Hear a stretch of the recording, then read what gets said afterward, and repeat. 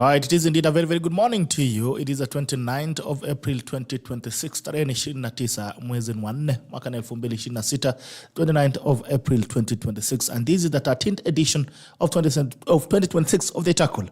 And as usual, please, when you join in, when you like, we get to know that you're watching us. And not only please share. When you share, you give someone else an opportunity to watch the broadcast. It is the 29th of April, and this is the 13th episode of 2026. Asante sana.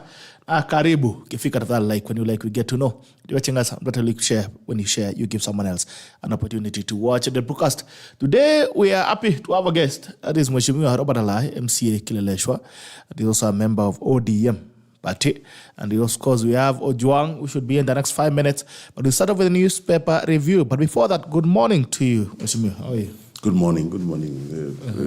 Doko, salama. Happy to have you finally. Asante sana. Kwa mzima, how is the podcasting world?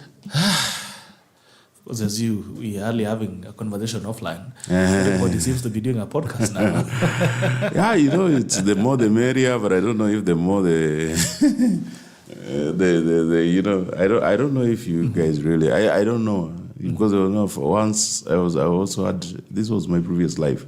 Oh, is it? Yeah, I used to watch the audit show. Oh, correct. Yeah, but I don't know I don't know how it's going what now. Happened? We were first the political vloggers and left, yeah. Yeah, but I think it's a life which we need to find ways of sustaining. I think there's enough money, the policy-wise. We have to change policy. Correct. Because if you check, like I was saying elsewhere, that if you check on the books of listed companies, they spend close to 47 billion every year advertising. Out of that 47 billion they spend, close to 23 is spent on digital. But I think when it comes to Kenya, we're still a bit far off. No, but because you have allowed everybody to spend on Google, Meta, and TikTok. But it is money exported out of the country. Correct, yeah. So if today you want to advertise, Safaricom to advertise on your platform, they want you to put a code from Google. It means they pay Google first. Correct, yeah. But the rates Google pays local creatives and what they pay, and what they pay international, like the US and the Europe, is very different. And when you look actually at the kind of work that creatives are putting in Kenya, it's too much work. We have more regional content, we have more raw content, we have more relatable content. So I don't think that it's fair that we go through the Google and the Metas and the Twitters and the TikToks. I think that we need to, by law, force the corporates and the government that 65 to 70% of the advertising must be directly through the local creatives. This will relieve pressure on the president. Yeah. When he's starting to support the creative economy, so that we are not very unfair to the government, that the government remains the only employer, the only business, the business partner worth having. Because this is what Kenyans are fighting for. Everybody is saying that, for every community, you only need to govern the government as your client. If you have an insurance company, you have a bank, you have you're a creative, as long as you have a partnership with the government, you're okay. That's the challenge, because the private sector is dead. But remember that, 18 million people employed, only 3 million people are in the formal employment. 15 million people are in the informal employment. So the informal space is where, and the private sector... It's actually bigger than the formal sector. So we need to formalize the sector. We need to ensure that at least we can see who are operating in the sector. How can we support the business? Through insurance, through business incentives, through the SME loans. Because if you go to some mechanics in Nairobi and some carpenters and some welders, they're making north of 50 to 100,000 shillings a day. But the government cannot tell where they are. Even the county is not collecting enough revenue from them. Yeah, so you cannot even cater for them when it comes to social amenities like health insurance. Yes, because they're not mainstreamed. Yeah, so I think the creative space, just by the way, the creative space is somewhere which we must support. And also, this is our history.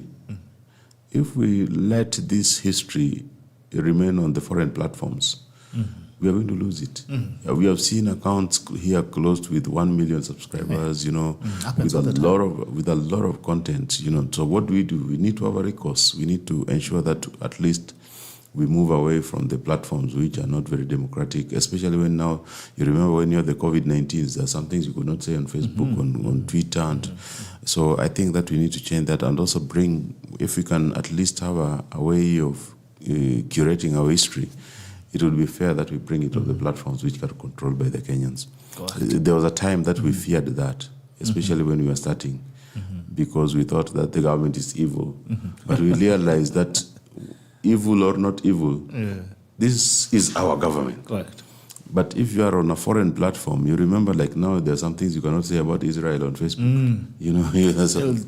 Your account will be shut down. Yes, on Instagram, there are some. So I think that the free speech, the entry of Elon Musk on the acquisition of Twitter, now called X, but I think that eventually he also tried to cut down some negative thoughts on some of his clients. So I think the improvements we have to make, but we have to do it through policy. Correct.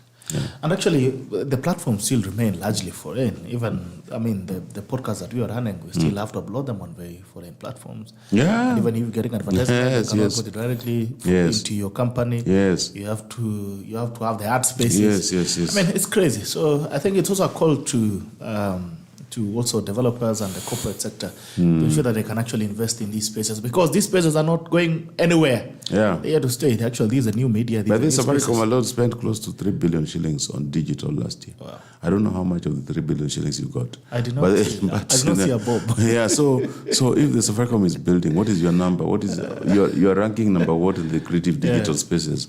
So it's a conversation we have to have with the private sector. We have to have with the government. We have to tell them that Communication Authority, if any platform is receiving more than 100 million shillings from Kenyans, they need to have a local presence. Correct. They need to. You cannot be Twitter.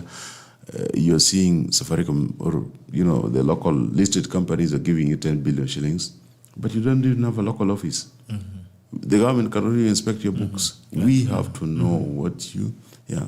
And even when there's a problem, they cannot intervene. Like we're having the issues that we had with employees of Meta back in the 2024, I think, we're having some complaints in terms of labor laws and issues of abuse of labor regulations. And then now you cannot even sue anybody. Yeah. So we need to challenge those companies. Yeah. All right. So good morning to you. We get straight to the newspaper review. Good morning. Tell us where you're watching us from this morning, and also again challenge the corporate sector to ensure that they can invest more in the new media or digital media, because that is where the people are. These are the spaces where people are having conversations. And maybe sooner or later we're seeing either a migration of mainstream media to digital or the death of it. It's been seen in places like America, where now mainstream media has remained for very streamlined reasons like propaganda and political news. So it will be interesting to see. It's like when you watch CNN, you know what you expect. When you watch CBC, you know what you expect. When you watch Al Jazeera, the conversations are going. So maybe that's where we're seeing mainstream media going. So we need to ask ourselves whether we are spacing ourselves and actually being in the right spaces. Okay? Good morning to you, Dr. Morning, sir. How are you doing? You just landed. I just bought it. I've just parked my boat in the yacht. All right, let's look at the newspapers very quickly.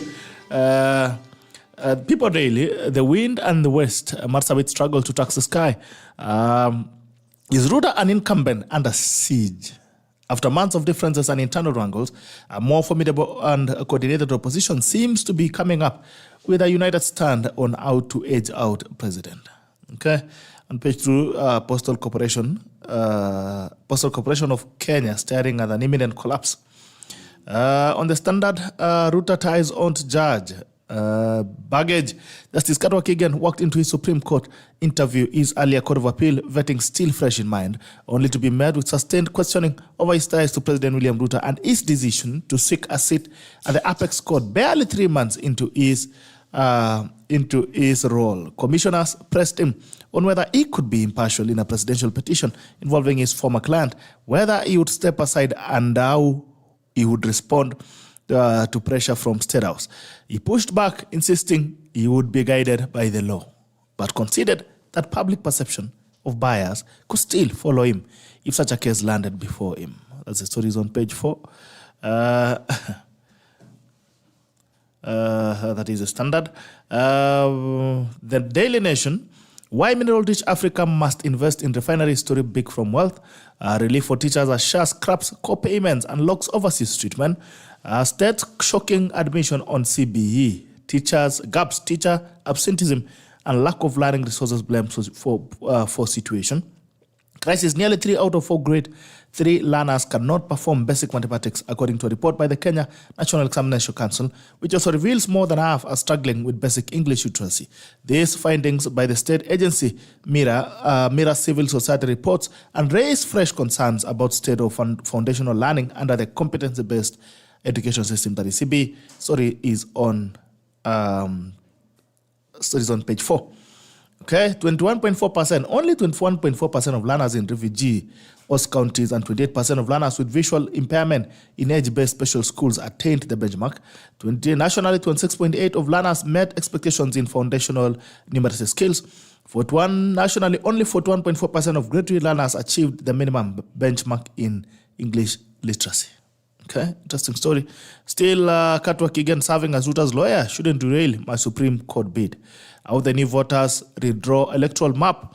The Electoral Commission closed the 1-month-long enhanced continuous vote registration yesterday with a 2.5 million vote target within reach. As at April 23, the Independent Electoral and Boundaries Commission had registered 1.87 new voters who, with a late surge in turnout yesterday, expected significant rise. The numbers, latest figures show Nairobi, Kiambu, Nakuru, and Kakamega are driving the growth. Nairobi, Kiambu, Nakuru, and Kakamega are driving the growth. Okay. The Standard news: looming standoff for Senate plans to centralize county firing of employees. News: researchers explore GMO cows to tackle climate disease burden. Disquiet rocks Oburu camp as MPs mule new political plan. Several lawmakers consider joining Sifuna team. Varsity student who fell from 6th floor made lava on dating sites, says cops. Kigan questions on Ruto links at JSC interview. I think we start off first with the IBC listing. Good morning first, Doctor. Good morning. Are you inspired? Yeah. It's a new way. Good to see you. Good seeing you. Okay, maybe you can say hi to Wananchi. Yes. Wananchi wa mama mwa. Honorable Wananchi, we don't take it for granted that you are here this morning. And that so far I want to thank God who has kept me intact in one piece. I don't take it for granted that I woke up this morning able to put on my own clothes. And in my mind. As opposed to putting up on I used to go to church with older people and they would give testimony that reminds me I take things for granted. They would say, I'm here still able to drive my car in my right mind, and you realize those are very important things that we take for granted. You go to the hospital, you go out of and we don't just wake up and get up, and it is by God's favor and grace, in my view. So I'm glad to be here. I'm glad to also see a conscientious leader and visiting the studio probably for the first time. Yes. It's gonna be late. Inaugural. Inaugural. There we were in Kibran Langat. So it's very good to be back in Kibran Langat. Welcome back. All right. What do you think about the recently concluded voter registration drive? IBC, are we achieving the numbers? No, I think that is a good attempt, but it's still because this was the enhanced phase, yes, which was 1 month. So the enhanced phase is where we expected to take the kids very close to the common man. They were moving from church to church, from school to school, from shopping center to shopping center. But the challenge is that getting the young people to realize the importance of voting, because for us politicians, it's always good to have new voters on the roll, and even for the country, the new voters, it means that there's an awakening and also the conscious realization that voting as a democratic process must be, a constant practice, and it's what sometimes makes Kenya very different from other regional countries, that we do it so regularly, and it's the safety valve we have in the national politics.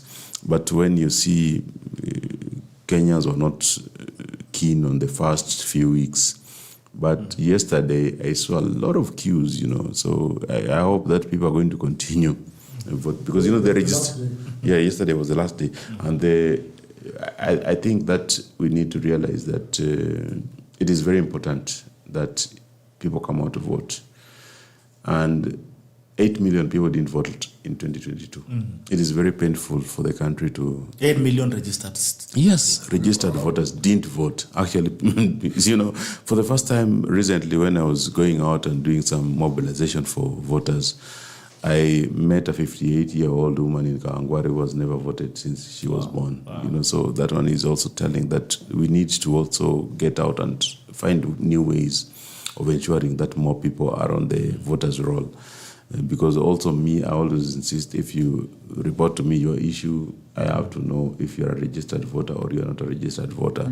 So sometimes if you're not a registered voter in my constituency, then what I will do is that I'll try to encourage you to do it. But it's very easy to serve somebody who is a registered voter, whether they're registered in my constituency or as long as they're registered in a part of the country. It's very easy to serve them because kura ni kutongozana. It's very easy to seduce a vote and bring them. But if somebody is conscious and is a registered voter, so registration is one thing. I think also we need to find ways, because I think in the US you can monitor if somebody voted last or not. Correct. Yeah, but I don't think that we can do it locally. I think that for the first time we need to find ways of ensuring that we need to know if the person you're serving voted or not. So that you serve them better. but because the people strongly. The challenge people. Kenyans don't realize is that sometimes even for us politicians, the entitlement you get from people who didn't vote is too much. Public participation is because voting is basically public participation. And if you're a politician and you call for public participation over a bill, a motion, the budget, in any of these constituencies, the people who are well aware, the middle class, you'll not get more than 10 of them turn up. Wow. You'll not get. Actually, you'll not get. And they're the biggest noisemakers. Yeah, but you call for public participation here. Even a building. All these apartments being done in Kilimani and Kileleshwa. There are people being imported from Lolongo, from Athi-River. None of them live here. For public participation? Yes, there's the chief of the area, and some mzee wa nyumba kumi is given 500,000, go and mobilize people from Dandora, from Mathare. None of these buildings are being... We'll actually go there. Public participation. This is going one of the biggest debates. The issues of city planning and actually buildings that you have. But the question that begs now that you're actually talking about the voter registration is the young people, because we've been seeing either now I wonder whether it's manufactured or natural. Now that we've been having an active citizen of young people who are saying they want to register, they want to change their country, they want to participate in governance. But then again, and also the middle class, tying up with them, because most of these kids are middle class, actually. Children are middle class, because like you were saying, Gen Z is the ones who are in town. Uko nyumbani ni vijana barubaru. So we're seeing middle class and their children who are the best, like they give the biggest of opinions, on social media and media. And they make all this noise about registering to vote and changing leadership. We are not seeing them coming up.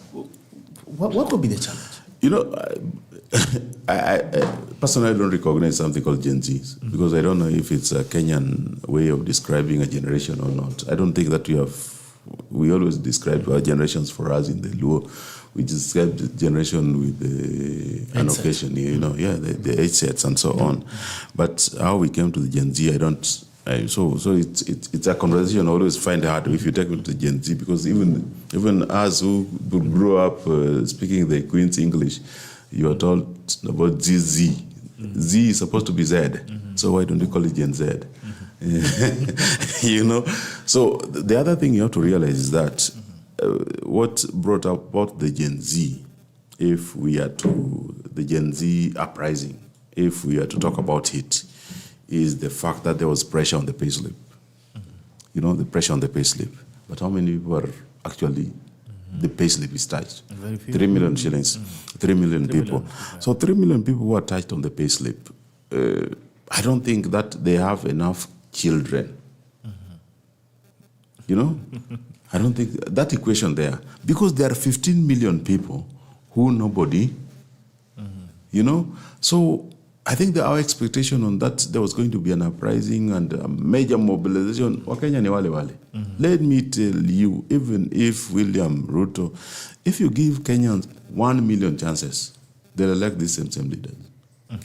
They'll elect these same leaders because, we are very emotional and we are using this politics of either or. And they still belong somewhere at the end of the day. Yeah, but, we are using the politics. It's always a cult of personalities. If you campaign, today you want to vie for an office, however good your policies are, they'll ask you, lakini wewe, kati yako na William, how is your relationship?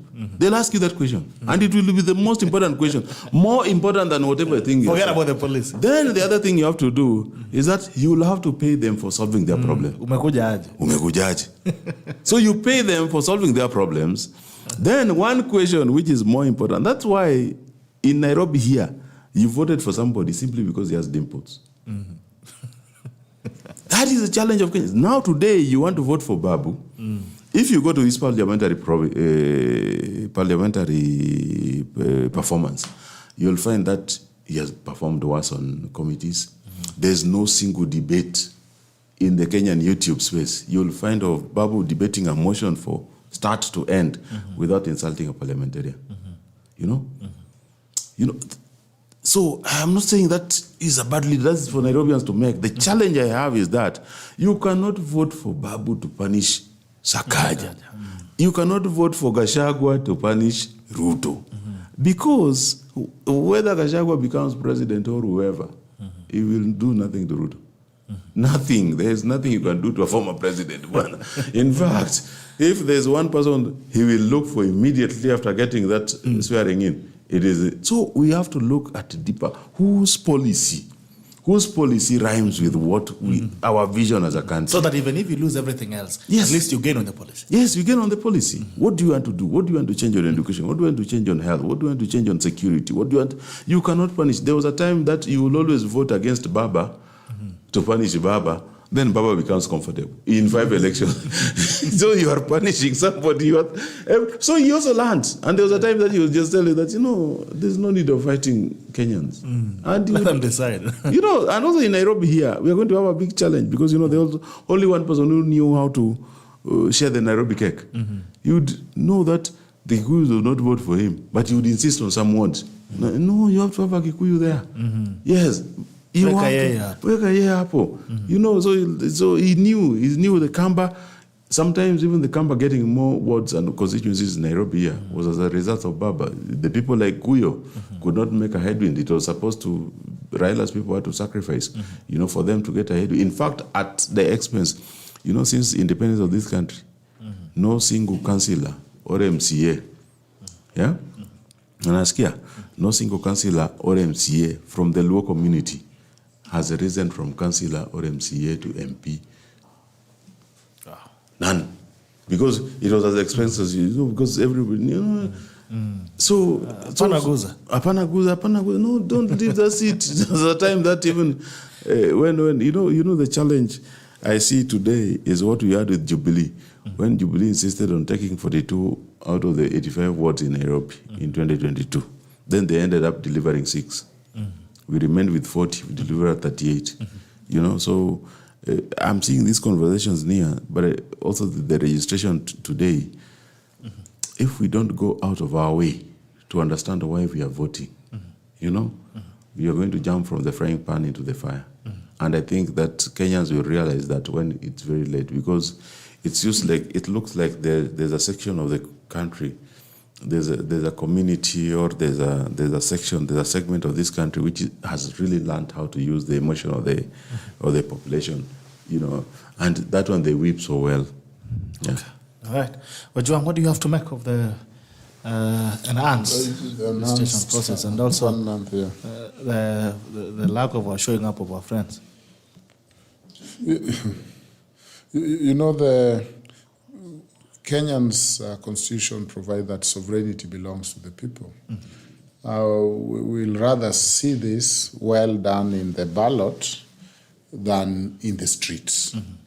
Because people govern because of the consent of the governed. That's the essence of democracy, Article 38, that we give you our consent to govern us. And we keep checking through public participation. But if we don't vote, then we don't give that consent. But number two, there is this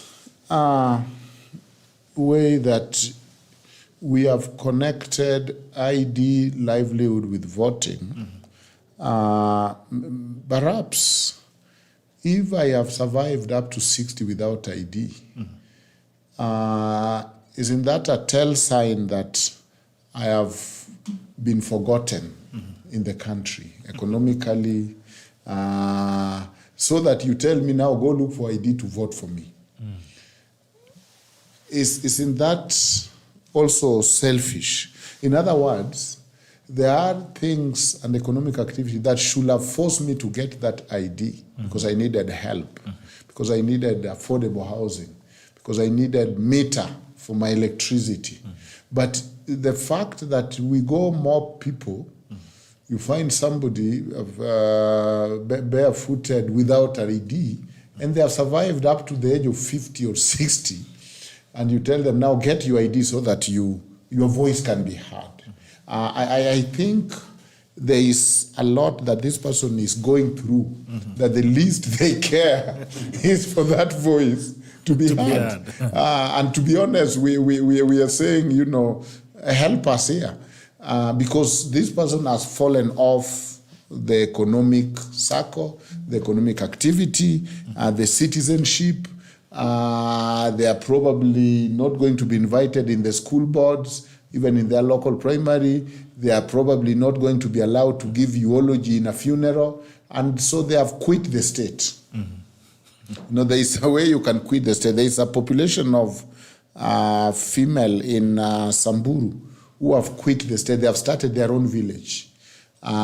So probably there is other underlying issues. Now, the right to vote in Article 38, just like right to eat, right to help, to what extent do I have a choice to say I'm not going to participate? Yes, I have this right, but I'm going to waive my right to vote. And probably that's what Mheshimiwa Alai is saying. Once you have waived that right to vote, to what extent are you entitled to the public good? I think you are still entitled, you are a citizen. But the same Kenyans that will do this are the same people who will go to the ballot. I've been found selling some of the candidates in my county of Homa Bay. There's a woman who laughed at me until I got very annoyed. That you are also trying impossible experiments. You said Governor who? I'm like, look at the policies. They're like, one, be serious. I don't want jokers in my compound. 2 months later, after going and taking money and voting for who she thought was a governor material, you'll find us saying this is nothing but a sham. Con, nothing. So, if you find me in these programs to empower Wanjiku is the most deceptive. Wanjiku is a long con. In fact, the politicians learn from Wanjiku. And because it's the same Wanjiku who has taken that 50 bob, go to that secret ballot booth, and vote for this person, and then start complaining immediately. There's nothing but a sham here. So I think the so-called Puagu Pata Puaguzi. But again, it has been shown. So if even this issue of youth not voting, even in the US, a number of youths, as long as there is McDonald's and Burger King, they are okay. And that is why the effect of that... They are not looking for too much. Yeah, the effect of that is most of their issues are not in the ballot. Most of the issues that are in the ballot are older people issue, healthcare, whatever, not the student loan. Because if you don't vote and you are not a critical mass, the politicians are not going to look for issues to seduce you. And you see, it's those issues that make it to policies. So we knew there was the Pesa Mfukoni, there was the issue of housing, both sides. There was the issue of infrastructure. Somehow, whoever made it, whether it is Baba Raila or Ruto, somehow those issues made them because they were canvassed during campaign. That's public participation. In fact, I like one thing that brilliantly Ruto asked President Ruto, that show me the place for campaign and public engagement in terms of public participation. Because I ran a campaign for 1 year, I go to almost all villages, tell them about these policies, then you come as an elite and tell me, there was no public participation. That should have counted for something, those campaigns. After all, I was selling something to the people. I don't know to what extent anger mobilize mobilize Africans better than policies. And that's why people thought, actually, youth are not registering is, in other words, saying, Kumbe youth are not as angry as we thought. Because anger, he gave us a scenario where the Raila phobia and Raila maniac. Every election have been so juicy because there is somebody to block and somebody to push through the finishing line. So Kenyans are going to face a very boring election according to that aspect because there is no Raila to hate or Raila to love, which has become a motivating factor. You wake up because this person should not be anywhere close to power. And others wake up because this is the best thing since sliced bread that must be in power. So maybe now we are going to be sober and think of issues and policies. But people who are mobilized better are angry. In my place, I realized that... It looks like we are creating another boogeyman, another man to hate. We must, because you must create a devil. A devil unite people better than an angel. We are people who hate so and so.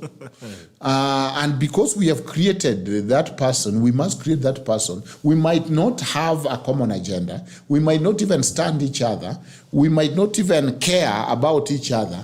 But we all care that that boogeyman or that person is Nini. And that's the martyrdom. One time in my law school, we were so worried about the exams.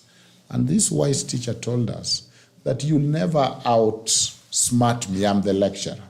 All you need to do is do better than others so that others fail, because I have to carve the results.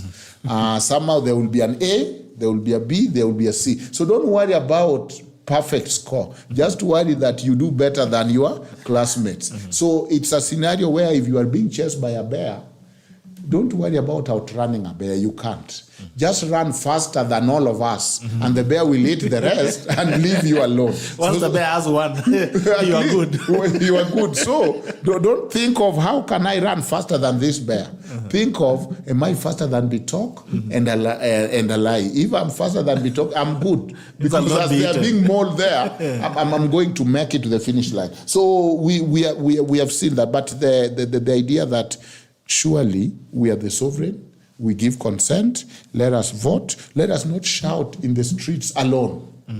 But be found to give this consent in boardrooms, in voting where it matters. Leaders care about voting constituency. They will not care about you if you are not voting, because you cannot fire them. But if you are a voting constituency and you go and say, Mheshimiwa, we are people from Nini, we are this number of votes, and these are our issues, they will care. And that's how to put your issues on the platform. Okay. All right, there's a story on the People Daily. It says, is Ruto an incumbent under siege? After months of differences and internal wrangles, a more formidable and coordinated opposition seems to be coming up. The United stand on how to edge out the president. Mheshimiwa Alai, do you think we are finally having a formidable opposition? Formidable opposition, I don't know, because, you know, they're the same figures. I think that also the challenge I have after the death of Baba Raila Amolo Odinga is the fact that we are going to have very few politicians who understand Kenya for Kenya. You know, some people think Kenya is just Nairobi metropolis. You know, they don't go beyond the Kajiado, the Kiambu, the Nairobi, you know, the Narok, and Karatina, Nyeri, Nyandarua, and so on. And they think that they are in Kenya. You know, so you travel, during campaigns, you travel with Baba to a place in Mandera, a place in Garissa, and you tell you those areas, the history, the deep history of the country. This is a challenge I have with the current crop of leaders, especially the opposition. And also remember when Baba was opposing government, he would have a think tank, you know, especially in his very active years, let alone the 80s. Now he's getting the late 70s and 80s. He would have very active think tanks from the universities, the academia, the scientific community, the corporate sector. He was a very good friend of the KEPSAs. You know, he would actually consult. And even for us in the opposition, sometimes when we raise up some of these issues, we tell them that before Baba, even if he knew that he wanted an issue to go one way, he would first go, like he'll go to Kibra, his constituency, Kamkunji grounds. Then he'll go to the most populous county, the county with the strongest, the highest number of ODM supporters, like Busia. Then he would go to Siaya, then he would go to Kisumu, then he would also look for some place in Northeastern. He'd even look for a place in central Kenya, Muranga, Kiambu or somewhere, and he'll do those consultative meetings. Then he would come to a press conference and say that now we have to, if he can't go to those places, he would call them all to his offices, the representatives, or he'll make a phone call, you know, and try to whip the crowd. But today we have an opposition which they have tunnel vision. They have a very narrow mindset of what Kenya is supposed to be or what Kenya is to them. You know, they try to preach, you know, the leading, because I think the leading individual in the opposition today is Gachagua. He has the ideology of a shareholding. And if any opposition leader, if William Ruto, there was a time when William Ruto was campaigning when he was not the president. He was campaigning, and even the Kalenjins were complaining that he's not visiting this valley enough, you know? And that is how you do your politics. That's how you build a country. The country has to be beyond your ethnic comfort, beyond your strongholds, beyond your natural. Because me today, when I came to Kileleshwa, the last people I met were the Luos, you know, because I said, oh, those are my people. I will know how to communicate to them. But I have to first talk to others who don't understand me, you know, because the ethnic politics is still very important. Today, if I see the opposition, when they come, they prosecute some of the issues in the public sphere. Today, I don't think that you even have the proper data.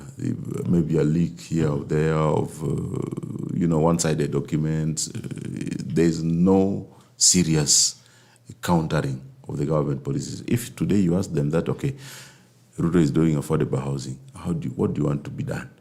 They said we just scrap it off. We just scrap it off. Then But we is that not an agenda? no, but you scrap it off because the challenge is that if you want to scrap it off, realize that we have very huge slums. And walking in Kibra yesterday, running Undugu grounds, the kind of impact which the president, 4,600 houses, is launching 15,000 next. Those old slums have been brought down so that the 15,000 could be built, the 15,000 households. And if you go to those areas, there's dignity in living. The Kenya National Bureau of Statistics say that a household has an average of 5 members. So if 5 members in a slum are living in one room,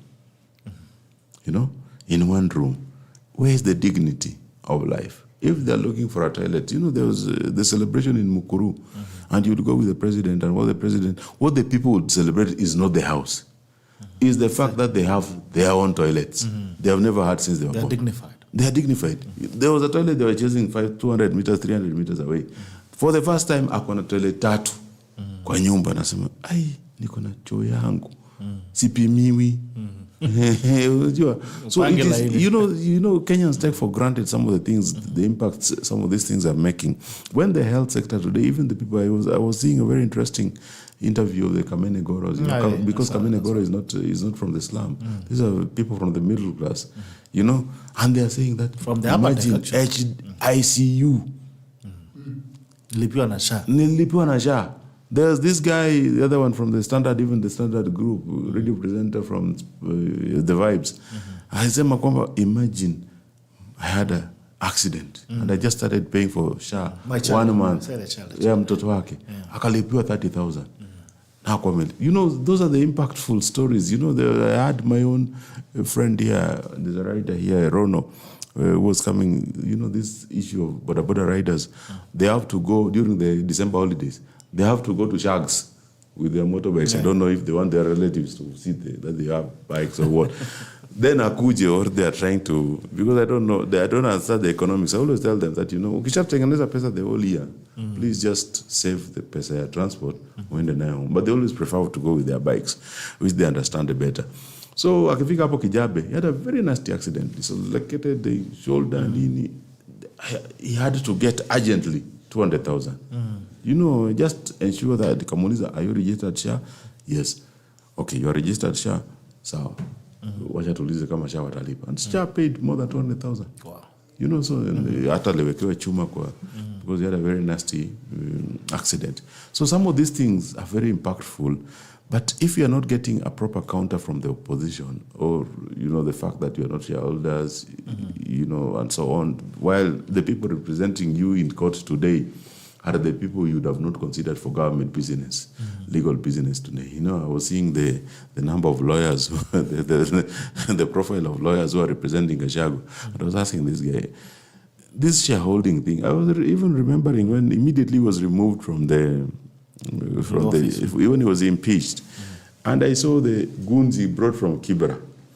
Because me, as a politician, the vijana, all the vijana in this town. So I was just seeing him walking with those boys. I said, so these are our boys now. But this is the guy who would not give them opportunities if he was president. So I was saying. So some of these opposition figures, I was seeing even yesterday when in wiper areas, I think it was somewhere in the eastern, where the goons allied to Kalonzo were beating. But Juicy, it was the president working with goons. It was Raymond Omolo. It was the goons were somebody else. But I was seeing, in fact, these ones were not just being said to be. These guys were wearing wiper colors. And they were beating somebody who was criticizing Kalonzo. They say, I thought we were only the goons. And me, I was almost convinced we were the only goons. Are you suggesting that you have goons? But no. I was almost convinced because there was no record. There was no record that Kalonzo had goons. So you could not properly count. Then they brought them. Allah, those are volunteers. Are we finally having an opposition? Let me finish. When you say that, do you confirm that you have goons? I've said elsewhere, and I've said elsewhere, and I repeat: the Kenyan economy is a goon economy. How explain? 52 million people in this country. Let's say 10 to 12 million people are not employable. Okay. Yeah? 10 to 12. They're either minors or they are too old. They're not employable. So 10 to 12. Tumebaki in a 40. Out of this 40, we have taken 18 million people to be employed. Informal 15, formal 3. Where are the 22? They are the goons. This is a good economy. They're the people. You know, in fact, if you check on this story of somebody who was hired to pour acid on somebody, imagine they were paid 500 bob. Wow. What is that? You know, what is the definition of a goon? If somebody can beat somebody, is muscled, is what you call a goon. But if somebody can be paid 400 bob just to pour acid on and it has not happened once. You know, we have young people who are now coming to Kileleshwa, Airbnbs. They're on Tinder, they're on Bumble, they're on every dating platform. They're in the universities. They're desperate. Wow. So this desperation of 22 million people, if you are meeting people in the streets today who have never registered for ID, where are these people? You know? So I think we need to realize that they are gooning one way or the other. we have a good economy. We just need to find ways of bringing everybody to, you know, the formal platform, the mainstream platform, so that at least, especially the formal platform, because the formal platform is where you can get incentives. It's where you can be supported by insurance. And it's civilized as here. It's very civilized, yeah. And remember, ILO came to Kenya in 1974 to understand this sector called the informal economy. In fact, the informal sector came as a result of a study done in Kenya. But we are the only country which has never attempted to formalize that sector. If we did, we'd be better. Okay, Ojwang. But I don't know to what extent is what Alai is saying, going to the rallies, to what extent does it give you public participation? Because I saw a round of that during BBI.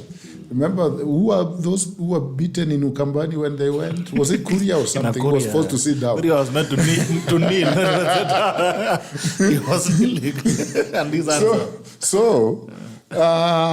public participation cannot be illusory or cosmetic. So to what extent have you done public participation? If you have decided which direction you want to go, then you go to Kibera Undugu ground, like Baba used to do, and say, are you expecting them to say no?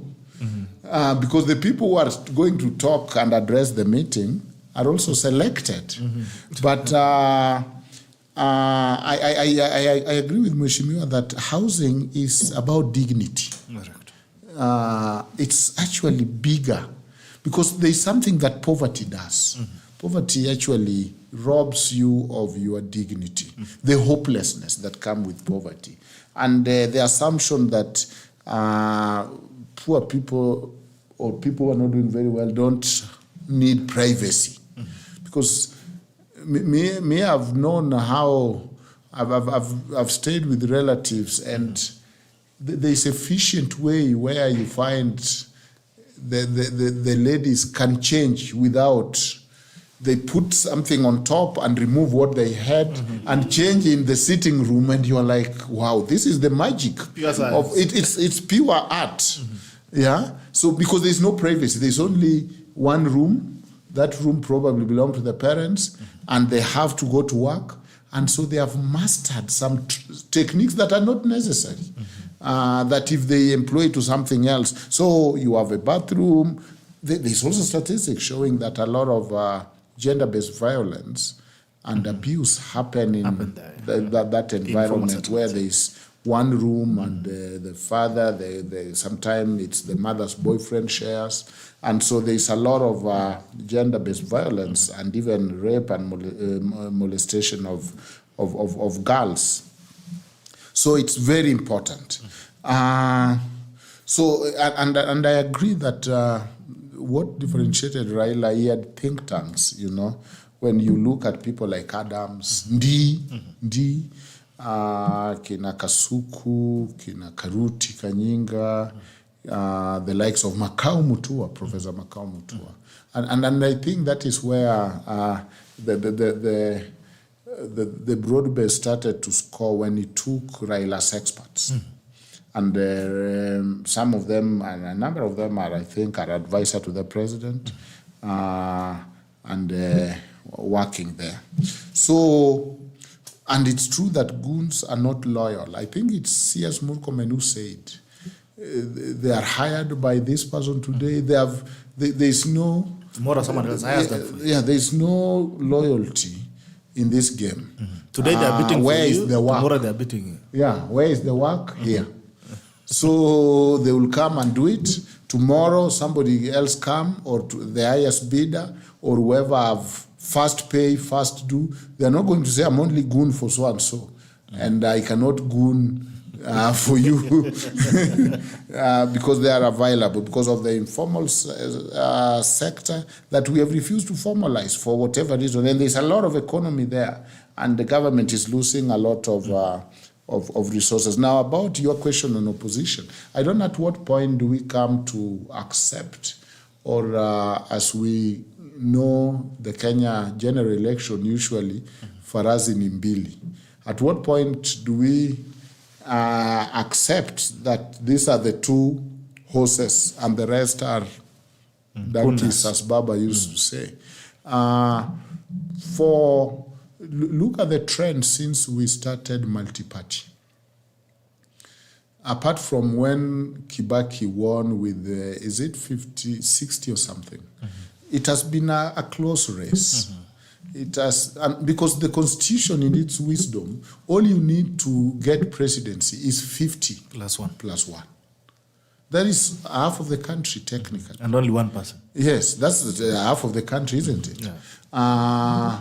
So the constitution envisions a situation where we will have different discourse, where half of the country could as well say one term, and another half say 2 terms. Then we have one outlier. So it's not outstretched, and then we have one who will now determine this thing, whichever side it goes. And that to me is important, because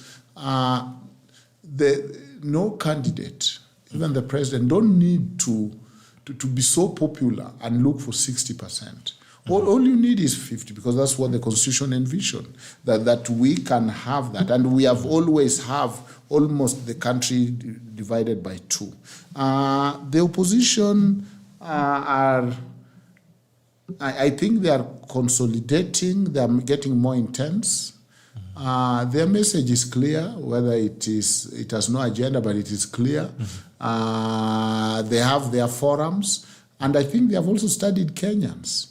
I look at any negative comment, and you see in the WhatsApp or whatever, and you see the excitement and the number of views compared to lay your policy there on how to build nuclear energy in Siaya, and see how many people will be following you through that discussion.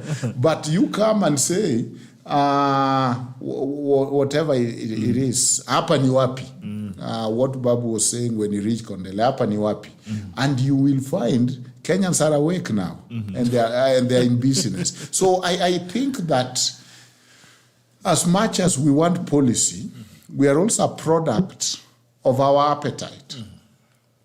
A politician must be an entertainer.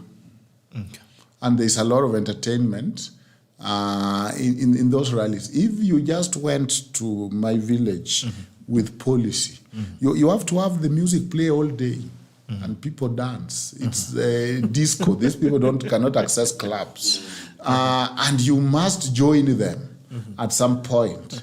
Then you must also acknowledge faith, acknowledge the us versus them. Yeah, us versus them always work in Kenya politics, unfortunately. So to what extent we talk of policies, but to what extent are we really genuinely seeking policies? Especially the people. And Alai is a journalist, but he's lying to us. Because look at the media stations, the mainstream media stations. When have you, it is always a headline that is to be sensational.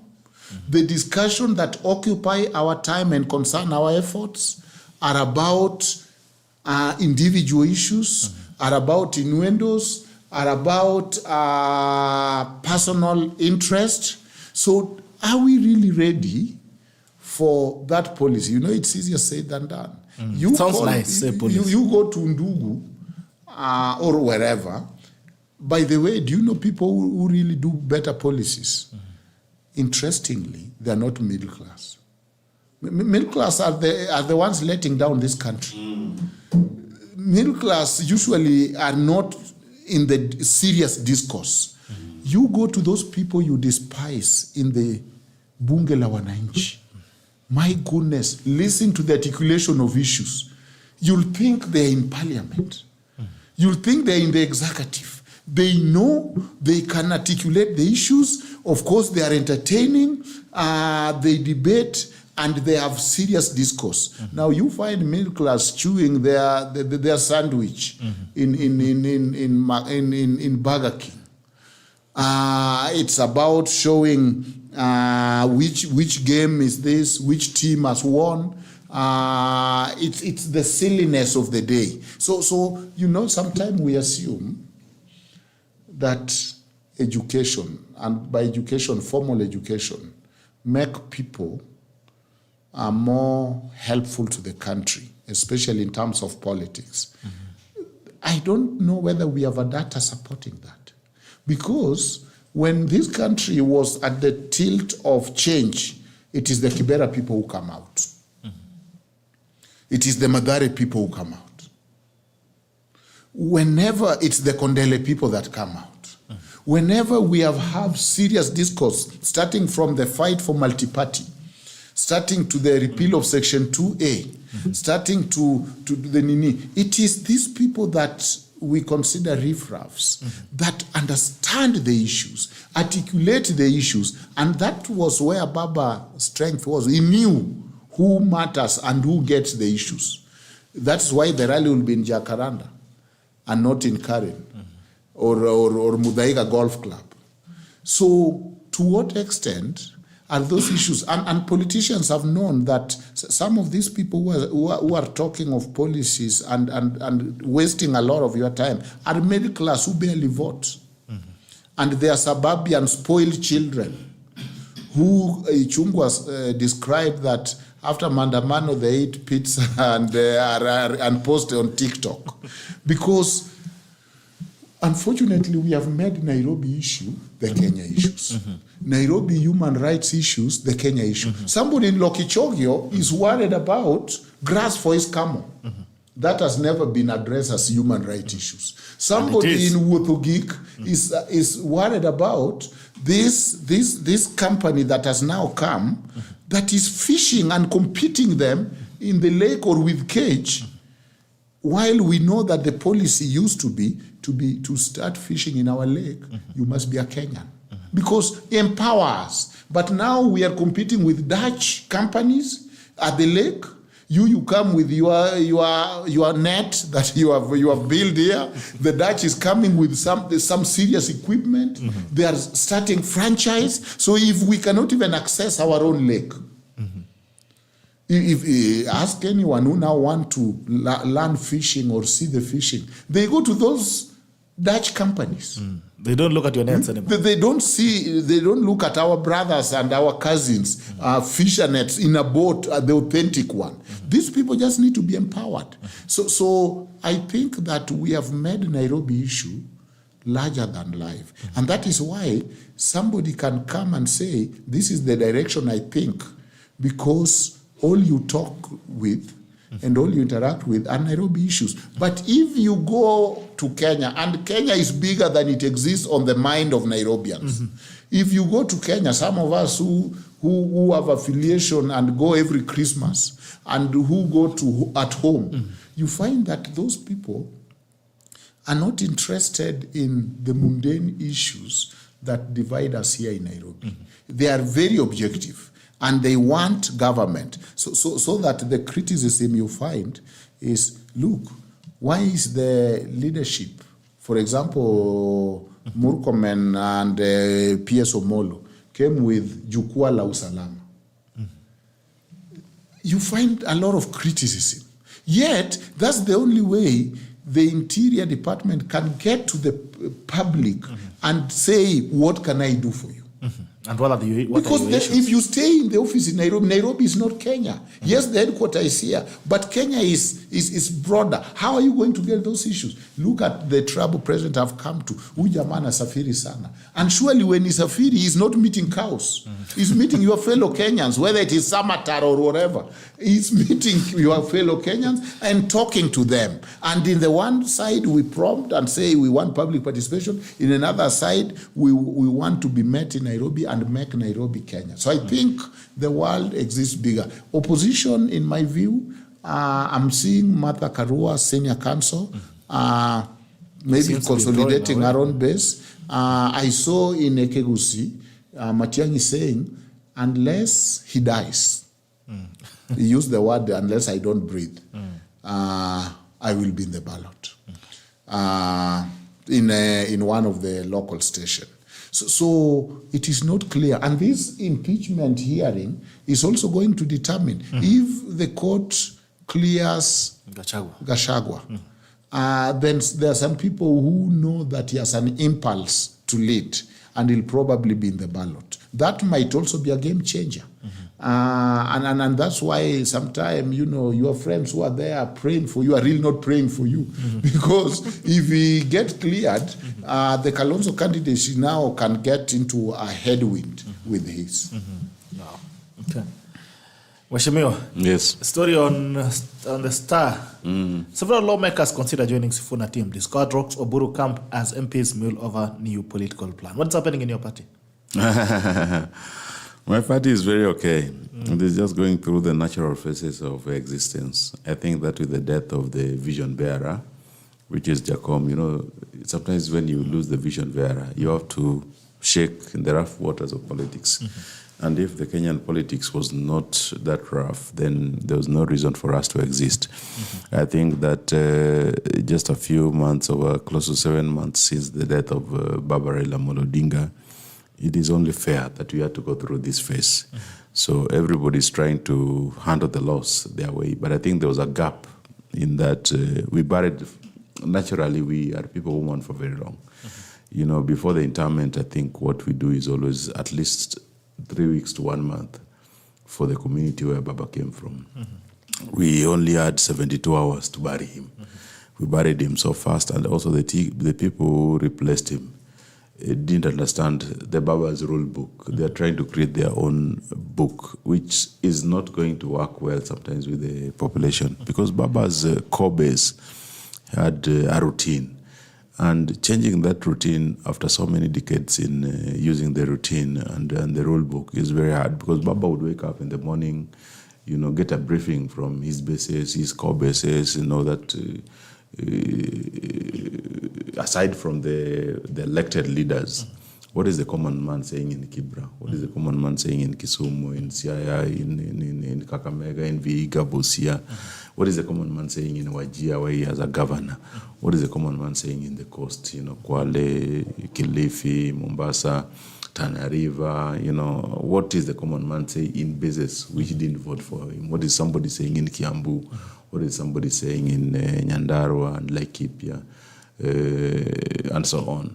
So I think that there's a gap that Oburu is trying to create his own shoes. He's come with his own shoes.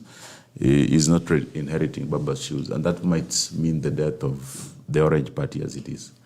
Because you'll get, like the rally which happened in Kisumu this weekend. Babu, Sifuna and so on can just stamp and say that they are successful and they really got ahead. But what they used was basically the party structures. What was used to organize the whole tool, and the most effective tool we have had as ODM is the party structures. You know, the grassroots mobilizers, then the sub-branch level chairs, the chairs of the branch, which is the constituency, and up to the county. That's all structure. Oburu has never held a meeting with them in Kisumu since Baba's death. He has never held a rally. And these people knew that if there was a heavy national issue, they always had to be consulted. You know, if Baba didn't call them directly, then he would call them to a meeting, a forum, and even remember, even when you were creating the broad base, after the appointment of the 4 ministers, you know, after the end of the AU campaigns, Baba came and said that in Mombasa, when he was almost signing the MOU, he said, no, we have to consult the basis. And until he went around the country and consulted all the ODM, the key ODM strongholds, is when he said that now we are in the broad-based arrangement. And he insisted on that. Even when some people had a misgiving, because he knew it was the best thing, he said that he has to give directions. But now these people are finding, in Nairobi, they are finding themselves at a loss. They don't know where to go. So the article saying that some people might be considering joining Sifuna, I thought it as a possibility that it is not the mistake of Sifuna to grow his movement. It is the mistake of the leaders of ODM to understand that these people have never had a vacuum in somebody who gives them directions. And this base loves, brave leaders. And that's why you see Sifuna and Babu is trying to talk themselves as, they're trying to market themselves as very brave. Because the only thing the base of Baba loves is a confident leader. And a confident leader, you tell them that hiyo kuta iko hapa, tunaenda kuiangusha. Even if they know that you have not been going to the gym, you are the weakest person. Na umesema tunaenda kuiangusha. And you can rally us up. We have trust in you. So you see, these people said, tunaenda Kisumu, na wakaingia. Whatever the party chairman, whatever my leader Junet says, whatever my leader Oburu says today, does not matter. The fact that they entered Kisumu, when your budget chairman said they will not enter, is a very serious thing. A story now. And if they don't deal with that in the more effective ways, if they concentrate themselves in fighting, because now today everybody is saying that who is closer to the president, who can, I got a very sad situation where ODM leaders are going to discuss that who invited the president to the county assembly of Nairobi. I said, who are these leaders? What do they even want? Everybody wants to be a gatekeeper. Everybody wants to be a broker. That is the challenge I have.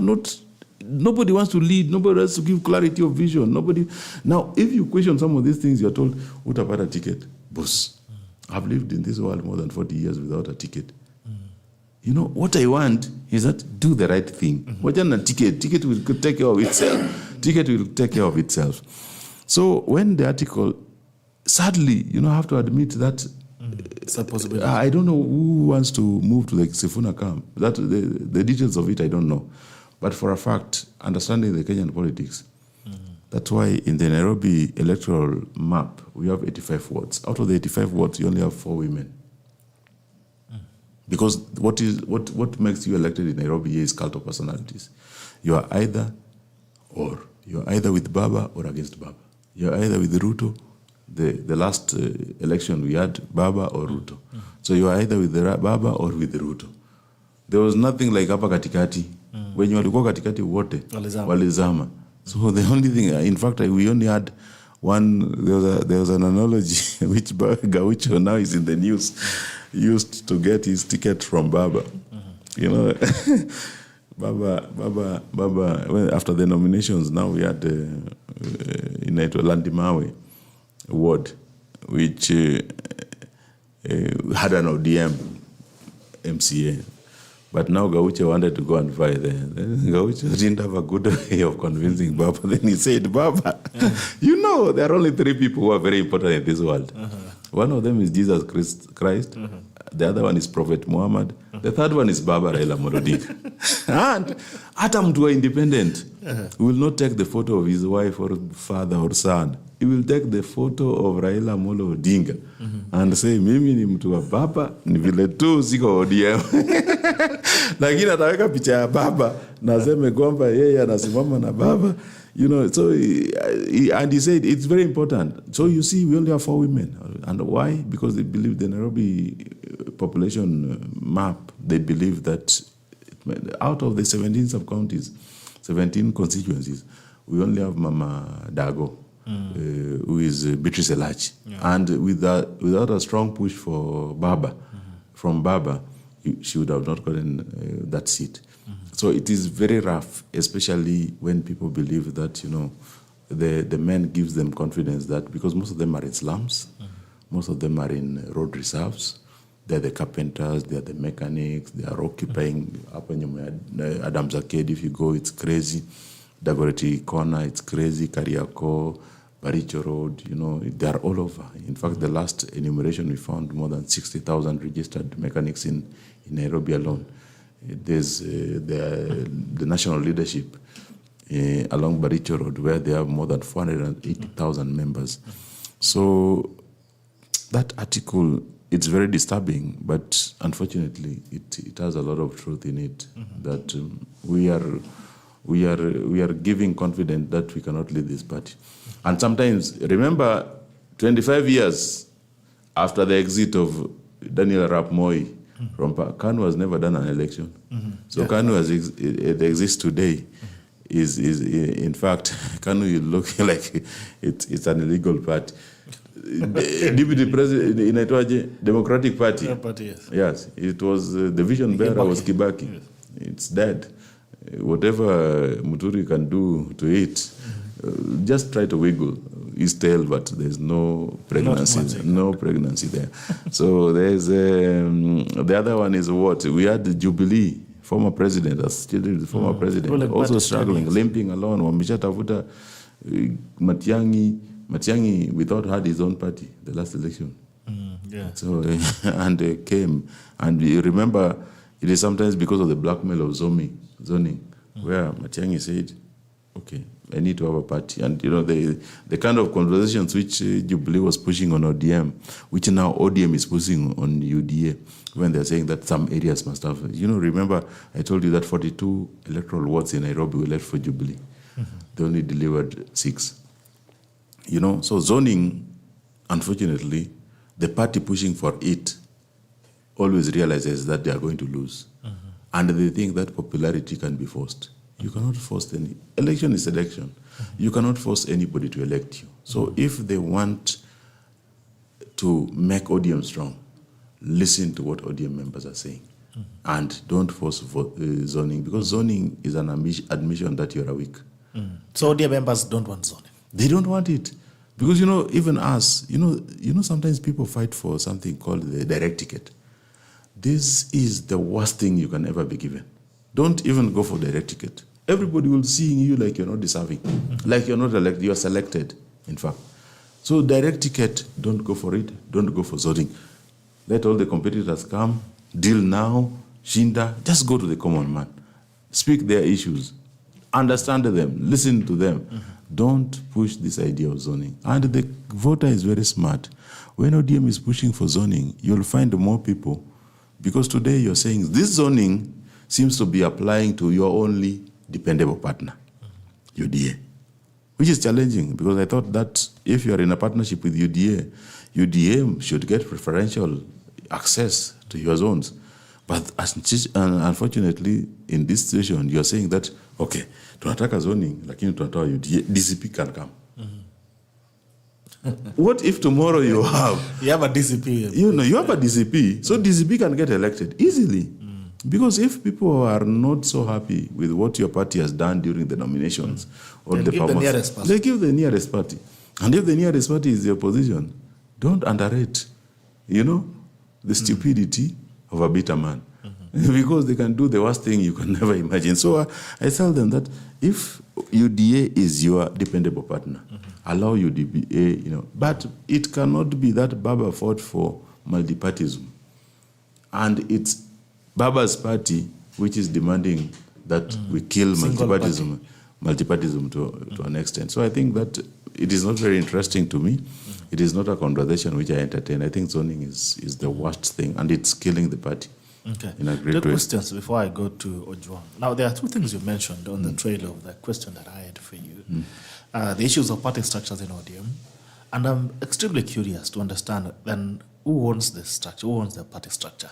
Secondly, what is the end game for the Sifuna team? I don't know what, because I'm not in the team, but I also see there are a lot of, they're losing members. Yeah, I don't know how, I have not seen the major gain, even the governors, apart from Orengo, who is struggling with his own base. I think that Orengo wanted just to revive. But also, Orengo is silently, if you understood the hot mics when he was meeting the president, he was saying, that hot mic was very telling because it looks like, Mheshimiwa Rais unajua kitu nataka. So, and we understand that he wants to be the deputy president. He wants to be the preferred choice for the deputy presidency. But does he still have the energy for it? Leave alone the energy. The president. What people don't understand. What people don't understand is that the president has come from a situation where he had somebody who was always blackmailing. For if you start to want the post based on how fast you can blackmail him, I don't think that you're going to be his choice. So this is what Orengo is not understanding. This is what Wanga is not understanding. In fact, others who are quieter, who are campaigning in more suburbs, because I don't think that everybody is happy. I think there's a way of expressing your unhappiness. So when I see some of these things go overboard and people say that, nataka hii, I don't know the end game of the Sifuna group. What I understand is that it is a test run for 2032. They're doing a test run for 2032. Okay. And so this is where... prepping for 2032. 2032, because governor, if Sifuna camp had any meaningful impact, Babu would not be going for governor. Going for minister interior, something impactful. Governor, you can be impeached anytime you want. In fact, if I want to end your career for 2032, what Sifuna knows is that the moment Babu becomes governor of Nairobi, the career doesn't move away. Nairobi baggage becomes too much. There was a time when Sakaja was being touted in all over TV stations. The future president. Now, if you tell even somebody to elect Sakaja as an MCA, people are just saying that, hey. If somebody wants to give you the poison chalice, Nairobi, because Nairobi, unless you understand what you want to do, don't just go there that you want to make. Because the unfortunate conversation which Babu brings is that I want to be Nairobi governor because I want to be president in 2032. It doesn't work that way. Because Nairobi is Kenya, controlling 60% of the GDP. It is not a mean feat. People expect you. If Nairobi gives direction on anything, the country adopts. If Nairobi gives, direction on how parking is supposed to be handled. But sometimes you find the country degenerating when Nairobi degenerates faster. So I think that what people don't understand is the impact of the city in the national economy, and that's what we have to realize as we head to the 2027. I believe that it is still open for conversations, but I don't see proper direction, because I also understand the direction of the fuel of Linda Mwananchi is being given by the mainstream ODM. Because what they are doing is that previously they called for an NDC. The NDC was supposed to remove Sifuna. When the NDC came, Sifuna was not on the agenda. In fact, Ososi was not on the agenda. That day, Ososi was just got stray bullets. People, they were just mentioning, they were just confirming the three deputy leaders. Then they just mentioned Ososi's name, but it was not that he was on the agenda to be removed. He was just mentioned, and I'm very sure if they mentioned Sifuna there, which they avoided at all costs, in fact, they reserved a seat for him with his name in bold and capital.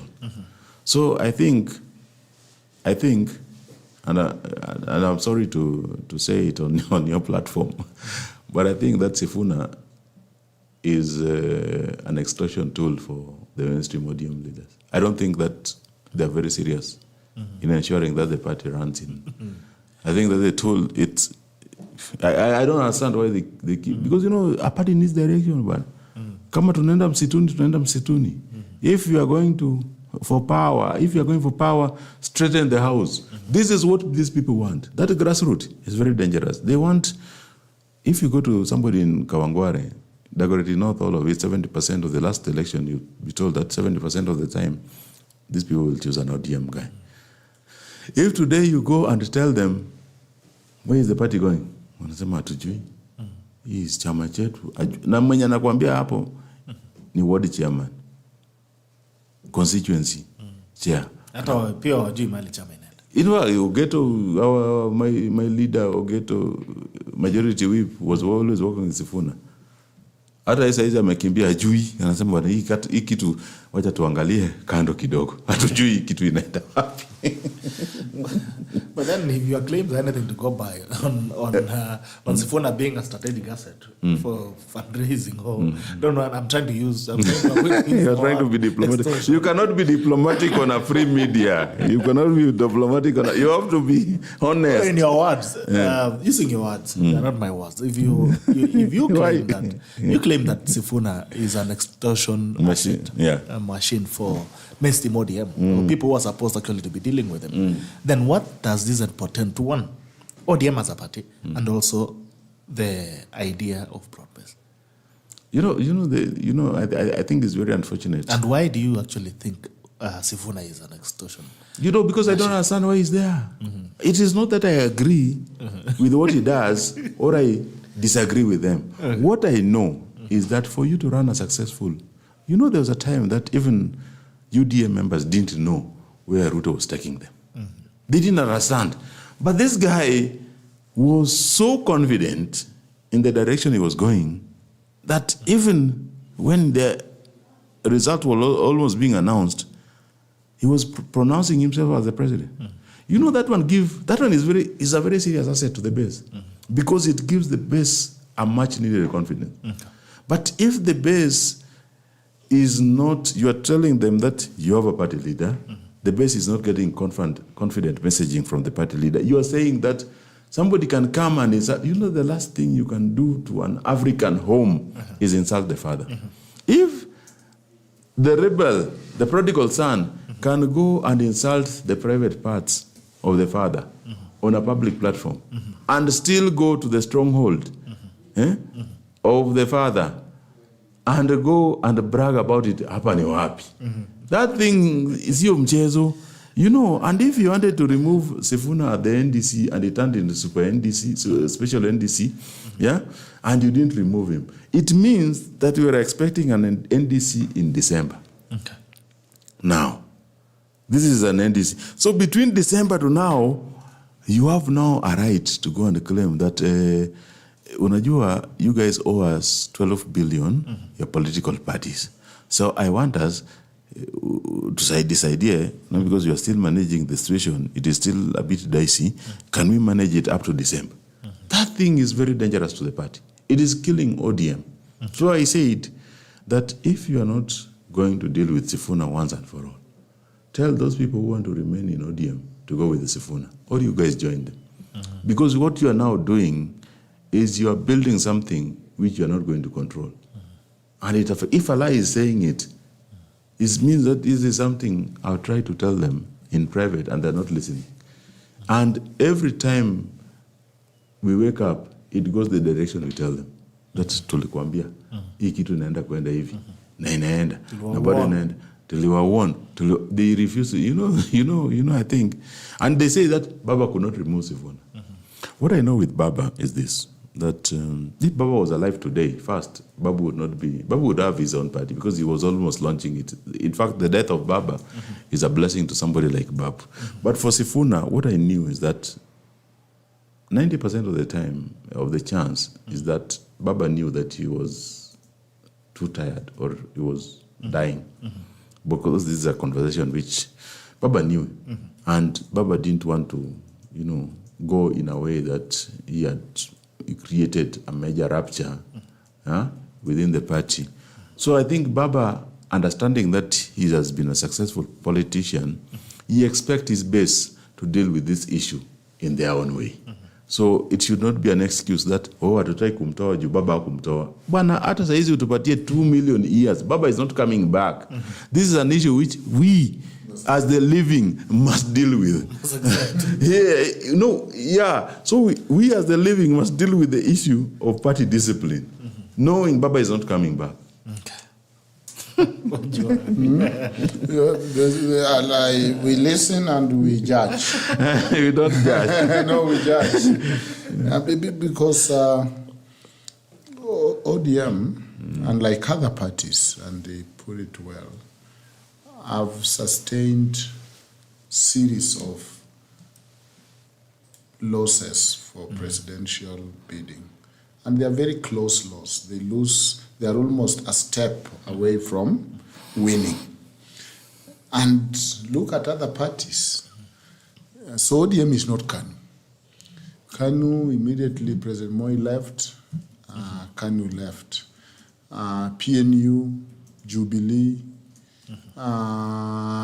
You can see that ODM is a resilient party because it was based on ideology that are very resonate well with a number of Kenyans.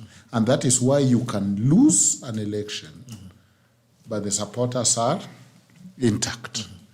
That is not a small thing. Their argument is that, look, the power of presidency, if we compete with UDA, President Ruto is the president. That's a lot of power. You can see even now Uhuru is disturbing and organizing opposition just because of the power of presidency. So ODM are saying we are afraid of this power, especially because we have softened and we are now friends. And if the presidency power which supports UDA, most people might even go the UDA way. I listen to, ODM looks to me like they like firebrands. And that's why now Sifuna and Babu appear to be firebrand and have the attention of the people. They say even a dog barks at a moving car, but a parked car, he goes and pee on it. But when it's moving, he can chase it and bark and do that. But when it's parked in the compound and it's going nowhere, it becomes its toilet. There is a movement. ODM looks to me was a movement. It's in the name ODM, it's a movement. It has to move. It wasn't cut in the boardroom. So it has to find a way of always moving. I think Baba had the supporters. And so Baba did not need popular leaders because he had the people, like especially in Luoland, he had the wananchi. So he'll put you there to be his watchman and to support and to report to him. But now ODM need popular leaders because Baba is not there. I see clarity in Nani's path, in Babu's path. I'm going for governor, then I'm checking out for presidency. Whether that path is realistic, but at least you can see he has a path. The person I've not heard what he is up to clearly is Sifuna. In the latest interview, he said tutaangalia. Ososi want to be governor, Vihiga, Orengo, who have really been a firebrand, probably is having trouble in Siaya. And he might as well lose in a bigger office than go to Siaya and lose there. So he has motivation of even going for presidency. Presidency, ilifanya nikaacha governor. And that is a dignified way of exiting when the ground has become very hostile for no apparent reason. Or it is a cry of help me. if there was any truce, Orengo will be the quickest person who will take it to say, let's forgive all those people. We understand we were mourning. Let's start this journey afresh. Because it will mean he will still be able to get the ticket and benefit from the 6-piece. That's how it was common there, 6-piece, meaning everything ODM, maybe this time 5-piece. That will be very beneficial for Orengo because he has lost favor with the party, he has lost favor with the people. Now, if the party structure are the ones that Babu uses to still organize such a successful rally, because that rally was successful. That is where I would find your comments on Orengo a bit. Because now, if the structures belong to this other side, and now is Orengo using them? No, the mobilization is Babu. Okay. Yeah, the mobilization is Babu. Orengo will come and speak. Some of us supported Orengo even in Mageuzi when he was against Raila. I just finished from 4. I was nominated to be the Homa Bay County Chair. There was district then. So you having I really believed in Orengo. You having a Mageuzi against Baba? No, it was Orengo and Nyong'o, and we were so excited that we have found a way of dealing with Raila. So I was the Mageuzi Chair. There was an office, and then there was Shemo Chuodo and all that team. But they didn't go far because Orengo had to go make peace with Raila to survive. Nyong'o knew what to do. He had to go make peace with Raila to survive. And everyone knows the history of even Nyong'o being a governor, that it was not so democratic. So when I see him saying this party have always gone to the best, to what people want and democracy, they are Alai. I don't know whether you are sincere. Asking a politician whether they're sincere is oxymoron. Let me just say you're not sincere because you know very well. Let me just be honest and tackle that I don't expect sincerity here going forward. The issue of ticket have been such an issue in ODM because it has not followed the path. But Baba could do that because he had the people. So you are not being given because you are popular or less popular. It's because my people will vote for you regardless. So if one major NDC and the ODM celebration at 20 and a few are reaching out did not settle this issue of transition, then there is need for more engagement.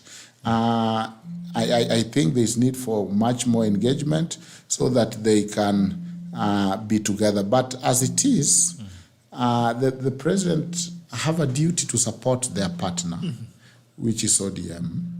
But he also have a duty to support it beyond by probably bargaining. I believe between Sifuna and Babu, one of them will go bargain with the president. Because they say two cockerels cannot be cooked in the same pot. Looks like Sisini Sifuna is eating Babu's lunch. The youth at first belonged to Babu. It's Babu who went and taught them maths during COVID. It's Babu, and that really resonated well with the Gen Z. At crucial juncture, somebody coming and teaching you. So Babu have done very populist things. And so the youths then liked Babu. Then, boom, somebody come with Sisini Sifuna. And Babu is aggressive enough that I think if he realizes that Sifuna is going to eat his lunch, he will not allow that. And that might be the end. So I think they are together for the time being, but at some point, because I see the mobilization being done by Babu and less by these other people. He has cash somehow. He has the stamina. He has, now I believe him when he's saying even most of the Mandamano in Nairobi, he was the one who was organizing, because you can see a very strong organization. And so I think continuous engagement, I still agree now with Alai that this is a dress rehearsal for 2032. In fact, what opposition might do is to donate also their expert and say, you go for this ticket. Because it is very helpful to show that you are generous. We have deferred to you. Ni wewe utatuongoza. And you are the first one among equal. Then next election, whether you win or not, you support me. So strategically, people might be willing to do that in the interest of the next election. Looks like their eye, like Babu, is clear, 2032. Why is he pegging it on 2032? Because he feels that 2027 might be an uphill task, but after that, he can go for it. So, in conclusion, I still think that it's too early. It is when people go home in December that we eat those chicken and make the final submission on where we are headed. Now you wait for us January after we have come from that December.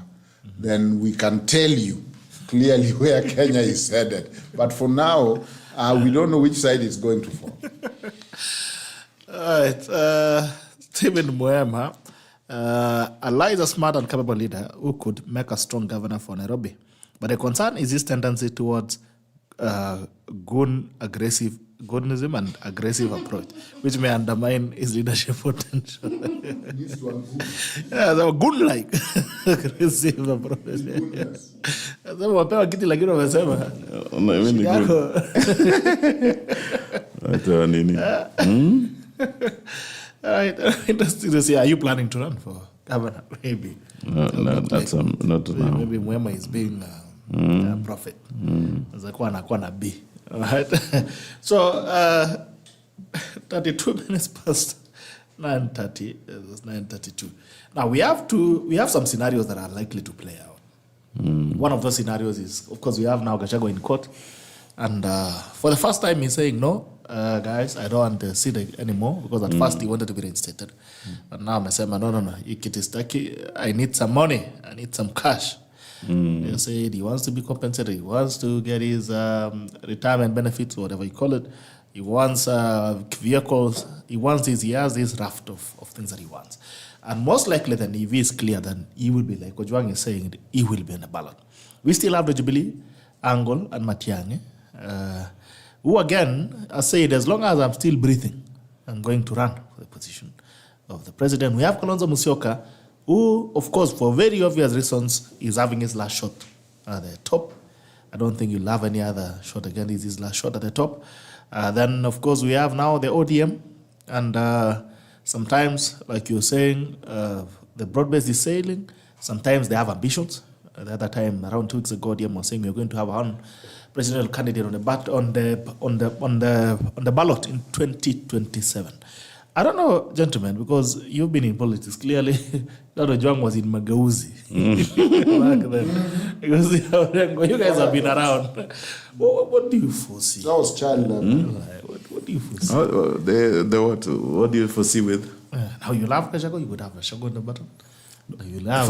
First, I don't know what helped in the retreat he made yesterday, because it's a very strategic blunder to me. If you have actually retreated from seeking return to the seat, this was a political process. This was not a legal process, and the political process is handled politically. And the moment you say that you are now not seeking, you think, why do you demand compensation for a seat which you think is still yours, but you're not claiming it? He said unfair dismissal. So unfair dismissal. So he's concluding that he's not interested in there, but he wants to be compensated. Yes. So I don't know why. And some of the authorities I was hearing about Nigeria, I don't know if Nigeria has ever impeached a president, or some of these things, some of these laws exist in textbook. I don't know if there's I believe in law, you have a very reliable authority which has been tried and tested. If an authority has not been tried and tested, And a situation like Nigeria, which I think they've only impeached a governor. I was trying to see, but the governors, the state level legislation is not like the national level. I also listened to before you come to the issues, I listened to the issue of timelines, saying that it was too fast. Yeah. Is there a minimum duration where I think there's a maximum duration? How this thing should be concluded. Yeah. No minimum. Yeah, there's no minimum, so you can be removed in 1 hour. In politics, but hizo vitu zinafanyika simply. Sometimes I see people blame politicians, because let me tell you for a fact, when I got elected is when I realized that gatekeepers in the Kenyan political systems are not even elected. Mm-hmm. They exist in those parliaments. The most powerful person in those parliaments, you find something is not in the order paper. Na inaintroduciwa tu. Some 3 people discussed it, imeingizwa kwa order paper, imekuja ikadisplay. You see? Juicy, we amended the VAT law in a record. So some of these things.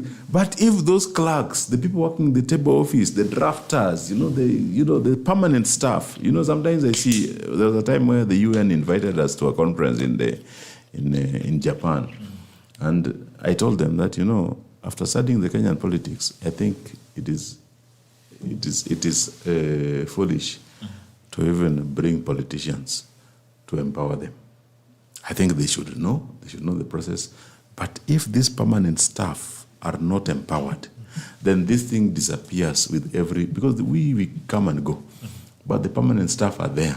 And these people are the gatekeepers. The permanent staff who is in the planning department. And actually, when we decide nothing is going to move, it's not going to move. Akikwambia kwamba this, you guys are wasting your. There's an issue of billboards I've been fighting here. It is just some clerks who have been protecting the billboard outdoor advertising company. If you try to, but I do an invite, we invite. Okay, can you show us that you invited them? We sent to the office of the clerk. The office of the clerk has, the letters. You'll be taken round and round. Usually when you wanted to impeach Sakaja, the clerk could not be found in the premises for like 2 weeks. You see, so they are seriously. Somebody go and hide that. Somebody hides a clerk. I remember when during the speaker, I was not understanding this deal that you have to be hidden and your phone's taken away when you are campaigning when you are trying to elect your own speaker. Mm-hmm. Ooh, the machinations. You unaenda bush gani, si leo mnaenda kwa msitu gani, leo mnaenda kufichwa kwa hoteli gani. Everybody should not have a phone. There are people, prefects here, who have to protect. There are people who have to sleep. There are people who don't have to sleep. These things will look like we are actually Joseph Kony's old rebel movement. But so then I came to understand the Kenyan politics. I say sometimes when I see people discuss politics outside. So even you've been hidden. You've been hidden before. You've been hidden. Yeah, the first time kwanza wewe ni mono. Kuna kitu unajua, I didn't know that there was somebody, people go and vote for me, including professors and doctors and engineers go and vote for me, then somebody tells you wewe ni mono. There are seats a mono can get and there are seats a mono cannot get. So I said, unanificha kama mandazi. The Kenyan political scene. Well, you guys speak outside here. In fact, I always tell Kenyans, if President William Samoei Ruto decides to fight corruption today, anasema kwamba you guys are giving me too much pressure. Me, I'm just going. In the next 1 month, I want to deal with every aspect of corruption in this country. It will not last 3 days in power. It will not last. He'll be gone. He'll either be killed or be removed. 3 days in power, Peke. So we pretend to hate corruption. It is the oil of the system. It is the most corrupt person is the voter. Unaenda kumwambia, you lay down the policy. You tell them how you want to solve their problem. Ukitoka bila kumsota. Vita. It is the gravest sin. Afadhali ungeanza na hiyo, then uende kwa hizo zingine, unaenda kusuluhisha. Ujiendea haraka. But so now, sema, we are fighting corruption. Okay. Tell us what is happening in Nairobi. I'm sure you've seen the memes, finally. Which ones are those? The videos on TikTok, the memes on Kili, saying, Kile. I from Kilimani, I from Kilimani, I Yes. from Kileleshwa. I from, they are turned, they're saying now, I mean, the level of, is it unplanned or, I don't know, there just seems to be a lot of chaos. First, No, I think they're seeing the roads.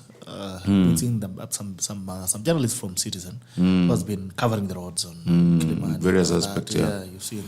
And then also the biggest issue that we are now having is construction. Even having houses that windows are by each other. Madirisha zimeangalia. Ukifungua dirisha yako unaangalia jirani direct. I mean, are we doing when it comes to planning, and which process does it go through? The challenge is that it is a whole spectrum of professions involved in the chaos in And Nairobi. also the billboards, I mean, your neighborhood. So yeah, so the spectrums of professions, and I tell you that we are all complicit. The common man is complicit. The engineers, the professionals, the lawyers, the engineers, the AK, the surveyors, because they sit in some illegal committee called the UPTC, the technical committee which is approving all these buildings. Nairobi has close to 3,000 billboards. Out of those 3,000 billboards, the county collect revenue on only around 300 of them. So zingine ni pesa ya watu. Every time you see a new billboard erected, there's somebody who has received 500,000 shillings. Kwani the county waone? Yeah? Watu wa county waone? Watakwambia the chief officer planning will tell you, unajua hiyo tunaona, lakini that type of billboard needs a 70-ton crane to remove. Hii ameweka na sisi tuko na 30-ton crane. Unless tulete crane. So hiyo crane kuhire for one billboard to remove it, to hire it is 150,000. So unless you anaweza kutaka, unajua mheshimiwa, hii kitu iko kwa budget. So unless to fundraise for this 150,000 per billboard, in Kileleshwa, I asked for a document of all the billboards. I was shown a document of 93 billboards. In actual sense, I did a census, sent vijana around, hesabu hizi. Billboards. They counted for me 212 billboards. Wow.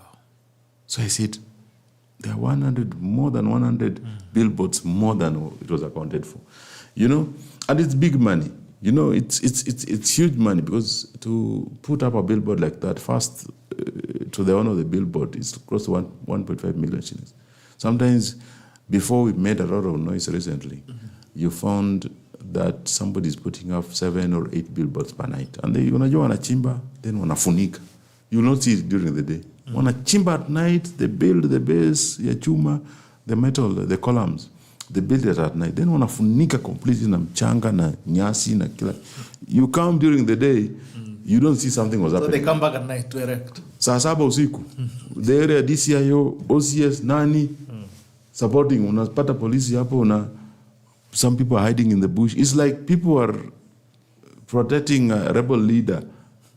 It is very unfortunate. The other unfortunate bit is the one on buildings, because when it's really crazy. Kidero said that we had to densify to an extent, which was agreeable. We started going Kitambo in the actual new plan, which is the planning document, which is being relied on by the Nairobians up to now.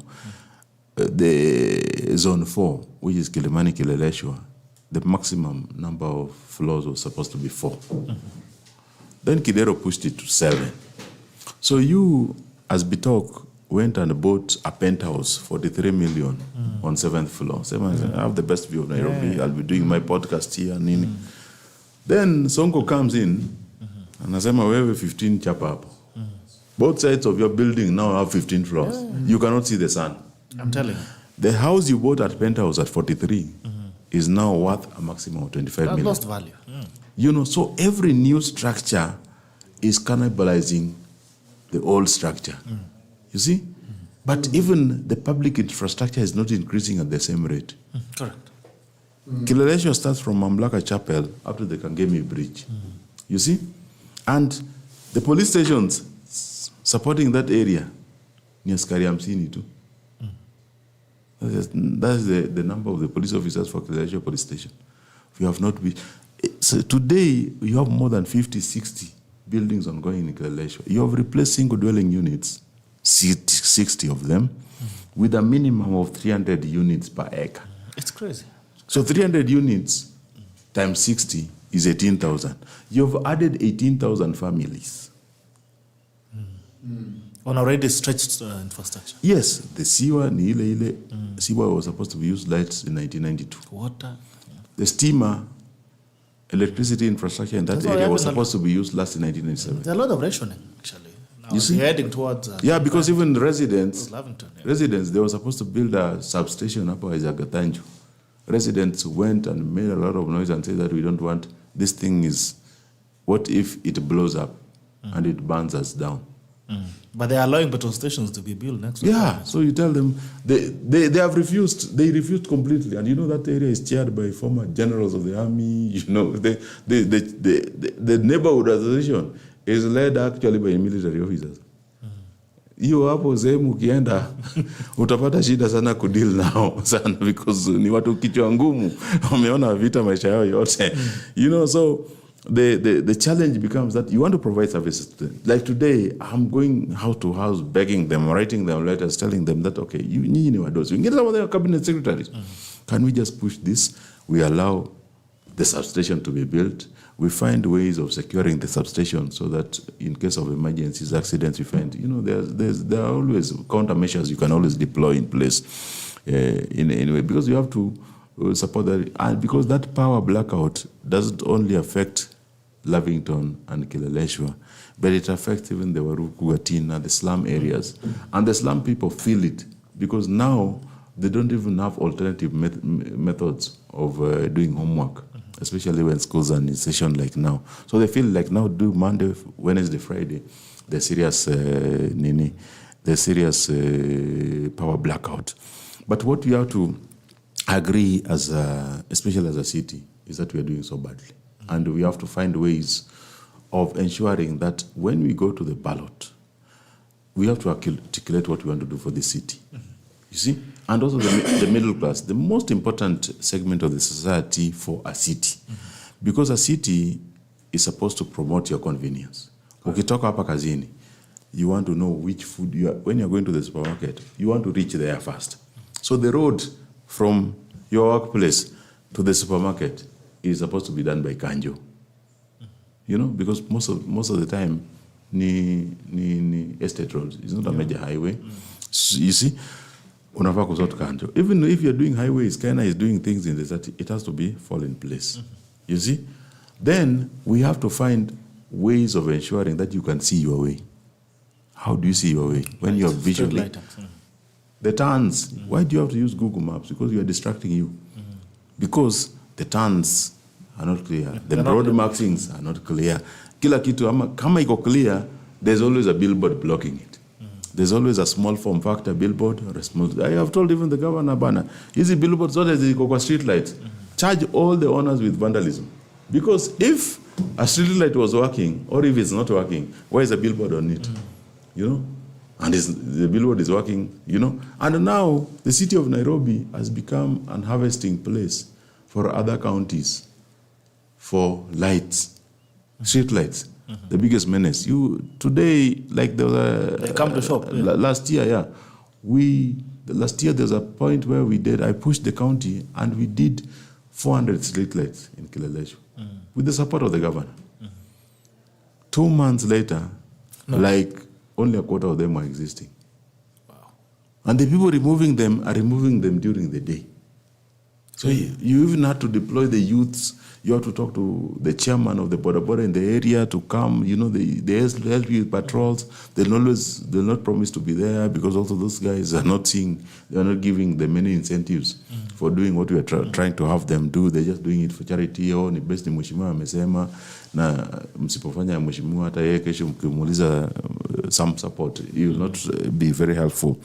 You know, but we have to realize that what the city needs to promote is convenience, especially for the slowest of us. That's how cities work. That you start with the slowest. That's when you put humanity in planning. Because what is happening today is that whenever we plan for a new development, a building or a road, we are planning for vehicles. So unaenda kujenga nyumba, unaanza parking itakuwa wapi. But there's no green space.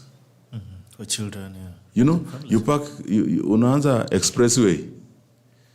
You know, what I was telling you, that new development cannibalizes the old. The expressway imekula barabara ya mzee. Main road. Imekula main road. Lakini, shida ni kwamba, it didn't even think of the humans. So, wewe kama ulikuwa Safaricom, ama ulikuwa Lion Place. Lazima uende ushukie huko. Wacha kushuka. Your lunch is always served Mudangari Drive. Huko kote, hakuna place ya lunch. You know, these are poor people. They are middle class people. They're just guys who are stuck in their employment. Some of them are just getting into the formal employment. They still have to eat in the kibandas around. Kibandas, yeah. So when you make it almost impossible for them, you are not only killing businesses, but also making You're it disrupting life is very expensive for this working population. So I think we need to put the human at the center. You know, the disabled, the old, the children. Today in Nairobi, you even fear sending your teenage brother, sister, son, daughter to a supermarket because you don't know whatever will happen. You know, there's a crazy matatu running on pavement. Like now, when I was coming on Ngong Road, you see vehicles on pavement which were meant for bicycles. Bicycles and footpaths. You know, they are all over on the pavements. You know, if we cannot scatter for them, I think it's going to affect. And also enforcement. We have to enforce the law.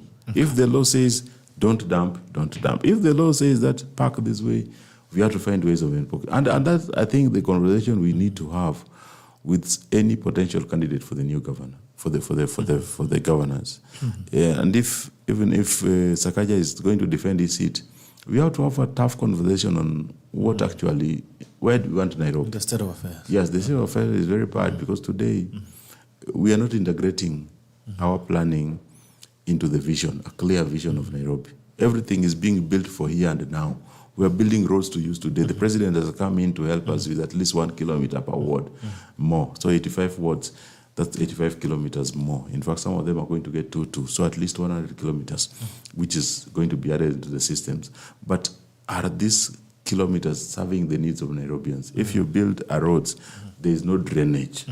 You know, I remember immediately before expressway was built, Kenya was erecting some footpaths across the road.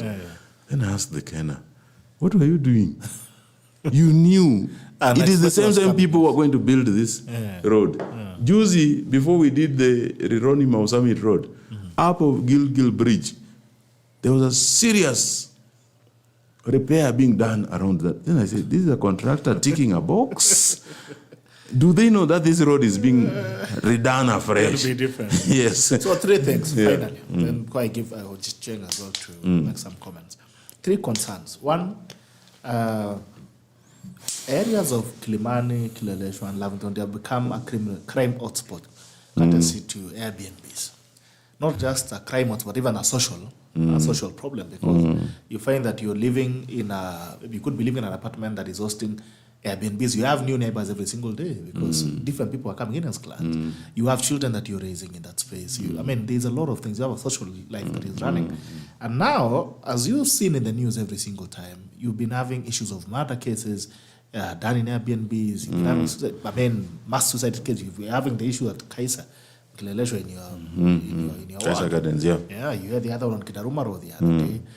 It's becoming a menace. Yes. And one of the things that people are also looking out for when they are looking for houses is the issues of Airbnbs. But then you find that Airbnbs are everywhere now. There's no regulation. There's nobody who is saying where you can have Airbnbs and where you cannot, and which setups would support such enterprises, because these areas are supposed to be residential, not commercial. Yeah. Secondly, the issues of approvals for commercial units. You wake up one morning, you have a mall next to your door. That means more activity, more traffic. It means more pressure on infrastructure. More pressure, and also even more pressure on security. Because if you have hundreds of people moving in and out of malls every single day, it means you're more predisposed to crime-related scenes, because these are people who could be seeing every day. There could be someone just comes to the mall to monitor how people are living in the streets. So I don't know how you're going to get out of that. And thirdly, is now the issues of planning, like you said. It's another thing to discuss it, because I'm sure you're not the first people to discuss this, to have this conversation. And even at the place where you sit, at the leadership position where you sit, I'm sure you've had these conversations. Like you were saying, you've made an attempt even to fix some of these things, like the billboards. Actually, sometimes you sleep, you wake up, you open your window, there's a whole billboard. Like you have a whole cinema across your window. So how do we decisively get out of this? And I'm very concerned about the issues of security. This Airbnb thing, how do we get out of it? How do we ensure that commercial planning is planned? Like commercial areas should be commercial areas. But you cannot be having a mixed. You have a place people are living, then the next phase is a mall. You are supposed to be having green spaces for children. Then these children are running across the malls. I mean, a lot of traffic that comes in. When is Nairobi going to be a place where you know where you're going to do business and where you're going to live? And know that you can also raise your families with utmost safety. How do we get out of this decisively? You know, I think that there was a time where, I think it was in 2024, where we tried to put some registrations on all the Airbnbs. But people always assume that just registration is enough. I think that we need to consult to monitor. I think where I live, I've closed 2. And I think I'm going to close another one very soon, because what happens in those, it becomes a very nuisance. And it gives me much understanding, because previously, before this, I was a chairman of an housing estate with 5,000 houses. And what I understood with the Sectional Property Act, the voice of the resident who is affected by whatever is coming from your private space is very key. I remember a situation where even have some members of the family of the first family then, who would do things in Embakasi, and the children of some governors were their accomplices, and everybody feared that. But when I raised it up and I told them that I'm going to close the house, and I just went and put a bar, and I said that from this day on, as a community, we have decided that this house is not accessible. And the police tried to push back. We told them that, read the law, what the law said. And when we made a lot of pressure with the support of Kara, they understood us, the value of the voice of a resident when the nuisance, because it was a place for drug dealing, they were consuming a lot of drugs, it was unending parties. Some Airbnbs you rent to individuals who smoke bang during the day, and they sit on the stairs and smoke bang. Children are playing downstairs there. So I see some residents, some neighborhoods, some gated communities are now demanding that units be rented out only to tenants, to families. Families. And I remember even the conversation we had with the Dick community when they had the challenge of, you remember when they had more political parties in that confine, Dick, and Jubilee, Dick attends. And in Jubilee, you remember Jubilee had a lot of infighting. One camp this, one camp that, and there was a lot of goonship. and eventually they didn't say we don't want political parties, but they just made it too expensive for a political parties to exist there. So there are some fees which they added. So they found a way of enforcing some of these regulations we generate. So if you come as a family, it is very cheap. But if you bring in a commercial entity, it becomes too expensive to the owner. That the owner's margin is now very small. So it's not sustainable. So that is how they handle their own ways. But the issue of, especially of the kind of crimes, because people are only seeing the visible ones. There was a time, I think you remember, the gory images, I think last year or the other year, where some Kenyans were being forced to involve in cult-like activities by the young people in some of the Airbnbs. Some of them are also been places where you have a lot of these money laundering, cases being arranged. You know, the Airbnbs, especially for COVID made them grow very fast. You know, I know a very good number of friends who, when companies were not allowing on-premises access by their employees, they would book for them a whole floor of a whole apartment block. You know, companies like Safaricom, which they still have a team operating in an environment which the company still had control over because of the kind of data they were handling. You know, they would rent out apartments in Riverside, in parts of Kileleshwa during COVID and so on. But now I think they have become places for visa and anasa. And we have to find ways of policing. And the current structure, the setup of the policing environment, we cannot be able to handle it well. And especially now the pressure on policing is on the middle class, because even Kitambo, you hear a lot of uproar on the issue of Capitol Hill Police Station, which has been degazetted, and there's now a lot of pressure from Capitol Hill or from Upper Hill area to Kilimani Police Station. And even Kilimani Police Station is overwhelmed because the only vehicle they have there for access to the police officers is one vehicle and so on.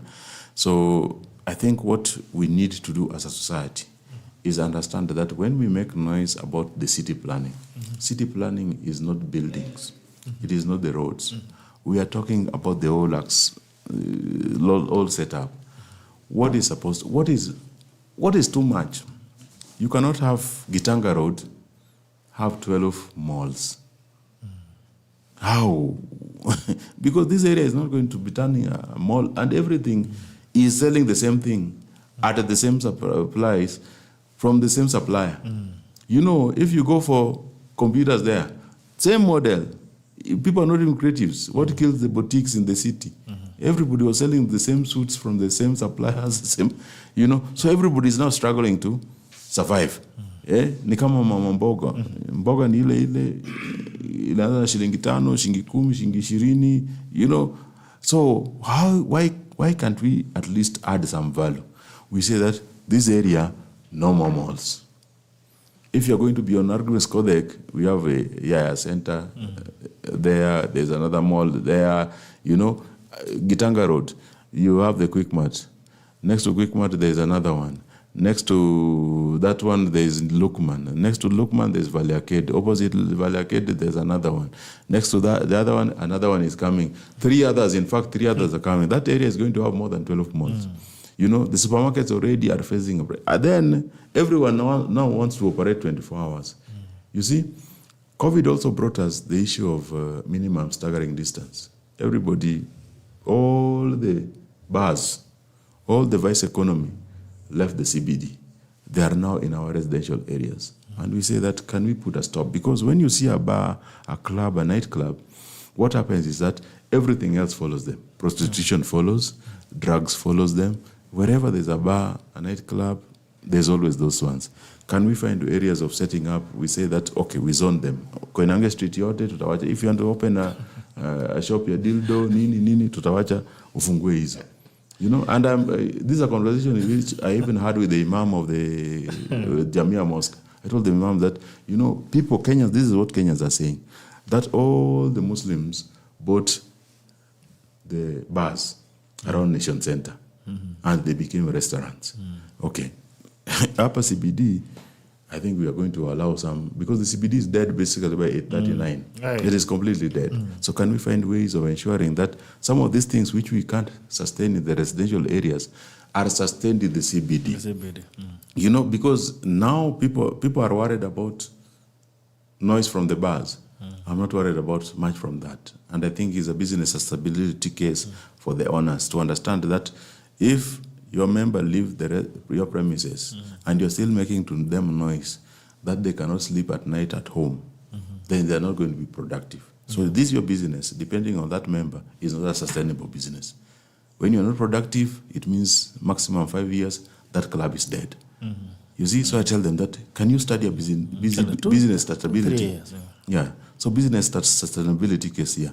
My challenge is on the vice, gambling, prostitution, drugs. You know, you wake up 10 a.m., you find somebody has just come out of kettle house. Sema, boss, mpaka 10 a.m. bado wako. And you're just staying here, Mutangari Gardens Road. You know, it's a hub, bar next door, Samaki, Gecko. Gecko is like party every day today. Nowadays is Monday to Monday. That thing is ever busy. So I think we, as a city, because sometimes you have this conversation, then wanasema kwamba unajua kwamba huyo MCA ameenda kutingisha. You know, mti ya tunda. Lakini the challenge is that you are really frustrated. When you started the campaign against noise, we told them that in these residential areas, we even wanted with the governor. Yeah, I said, and the governor was still very active on some of these enforcement things then. He told them that, can we set up quiet zones? If you go just our neighbors here, Tanzania, there are some areas in residential areas, you can't even hoot. Unless you're police or ambulance. You can't hoot in that residential area. If you hoot, polisi watakusimamisha hapo mbele, ama askari wa jiji watakusimamisha hapo mbele. And you will be penalized for that. Can we set up quiet zones in Nairobi? We say that in this area, wewe kama Bitok, umesema kwamba, in this your life, very simple, you want to make it life. You have an old parent who is 90 years old, yes, and you don't want to leave them. It is very easy for you to stay with them in Nairobi and to ensure that they get regular medical care, because their time for living in this world is not much. So why don't you just stay with them, and you can easily monitor the nurses who are taking care of them. And you set up a very small, comfortable place for them in your own apartment. But somebody outside there has turned your residential area into the prison you don't want. Even prisons are quieter. So I think it depends on us. We wake up as the residents, the voters. We know what we want for the city. Okay. Thank you. Ojwang, you've had the issues of Nairobi. I've had the issues of Nairobi. And I'm sure you also affected. That's why I gave him time, because he has been. We don't get avenues. It's an authentic voice, because when I was in Nairobi Rivers, Alai went out of his way to work with the Residents Association and to make sure that the river flows and the stench that was around some neighborhood here in Kilimani can be cleared. So he has done a lot in terms of residents and right to quiet enjoyment. And at that time, he even exposed people who have grabbed part of the riparian land. And they were very important people. And so he does that at the expense of his probably some popularity, even safety. So he's an authentic voice on the issue of residents. And I was very pleased to get a politician, because when we were in Nairobi Rivers, most of them will be the one telling people, don't move an inch. Somebody wanted to have the president booed yesterday because they were trying to remove people from the riparian. Right. So he has walked the talk. On that area, he is beyond politician. He's a Nairobian. And that is very important in terms of the clarity and the leadership on making the residents better, making Nairobi good for everyone. You know, we have this bad habit where we have, in spite of its failure in urban planning, we continue to project the image of a modern world-class city by hiding the evidence and weaknesses, so that through managing visibility of problems like slums, congestion, disorder, disease, we assume we don't see them. And that's why slums were very important, because now we take the tourists to these other places, unless you want slum tourism. Can you imagine? We even had that. But my question is, where do you draw the line? Where do you draw the line? Some cities have even come with the maximum number of residents who must be there. And like the city of Chicago. Then it became a classist thing where people are saying, some families are too many. Why should somebody live with their grandmother? Why should somebody? And so the city tried to zone and say 3 children, father, mother, and a dog. Maybe a cat. And God said, and so there was one lady who was staying with a nephew and whatever, and the city tried to remove them, and the court said no. So it has to be done, but it cannot be a class thing. I agree with the issue of zoning them to death. And part of what I did, I was part of the Christian Lawyers Association in Illinois, US. And we were not happy with the Gentleman's Club. There were many of them. Interestingly then, they had commercial interest, their business. And there was what Governor Sakaja tried to do. The issue of, in residence where we have children, they don't need to be seeing people buying liquor every minute. That is a grown-up activity. No wonder we are saying you can only access alcohol at 18.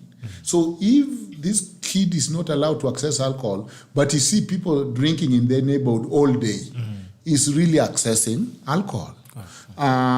So then what we did with zoning is to say, let us balance between school zones.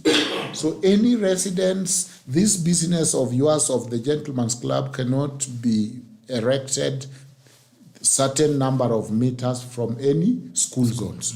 And you know school zones, because we want to protect children. This close to any residential. Why? Because we want to protect children. They are innocent. They need to enjoy their age of innocence. And because of that, if you drive in the US, most gentlemen's clubs are somewhere in the highway, where you can go park there, everyone can see you going there. So you can't hide around neighborhood and get in seamlessly. So the gentleman's club in the US, we see you going. Everyone can see that you are car there in I-94. Yeah, so it was removed from residential. And that's so gentleman's club is a bar. That's for gentleman's club is where there was of this bad habit of ladies dancing naked and they throw money at them in their panties and whatever. It's a very bad thing. If Africans were doing it, we would have UN come. But because it's a class thing, even Westlands, you hear it's a cool thing because the people who are doing it are supposed to be learned and whatever. You can imagine if I had my own tribe where I have a gentleman's club, nobody will allow me. They will say how bad and how demeaning it is to women. So the zoning forced that. In fact, one of the rules became the gentleman's club, as they are dancing, the light must be on. That was just to kill the fun out of it. And then the distance between the dancers and the nini must be there. So there is zoning. What I'm saying is that there is a right to quiet enjoyment. Nairobians are not organized. How many are members of residents association? So there is no strong voice among residents because even disposing our garbage, to what extent do we cooperate as a neighborhood and say, let us have 2 bins, this is the recycle, this is where we put our garbage, this is how we move. If you go to some neighborhood, everyone have a way of moving their garbage.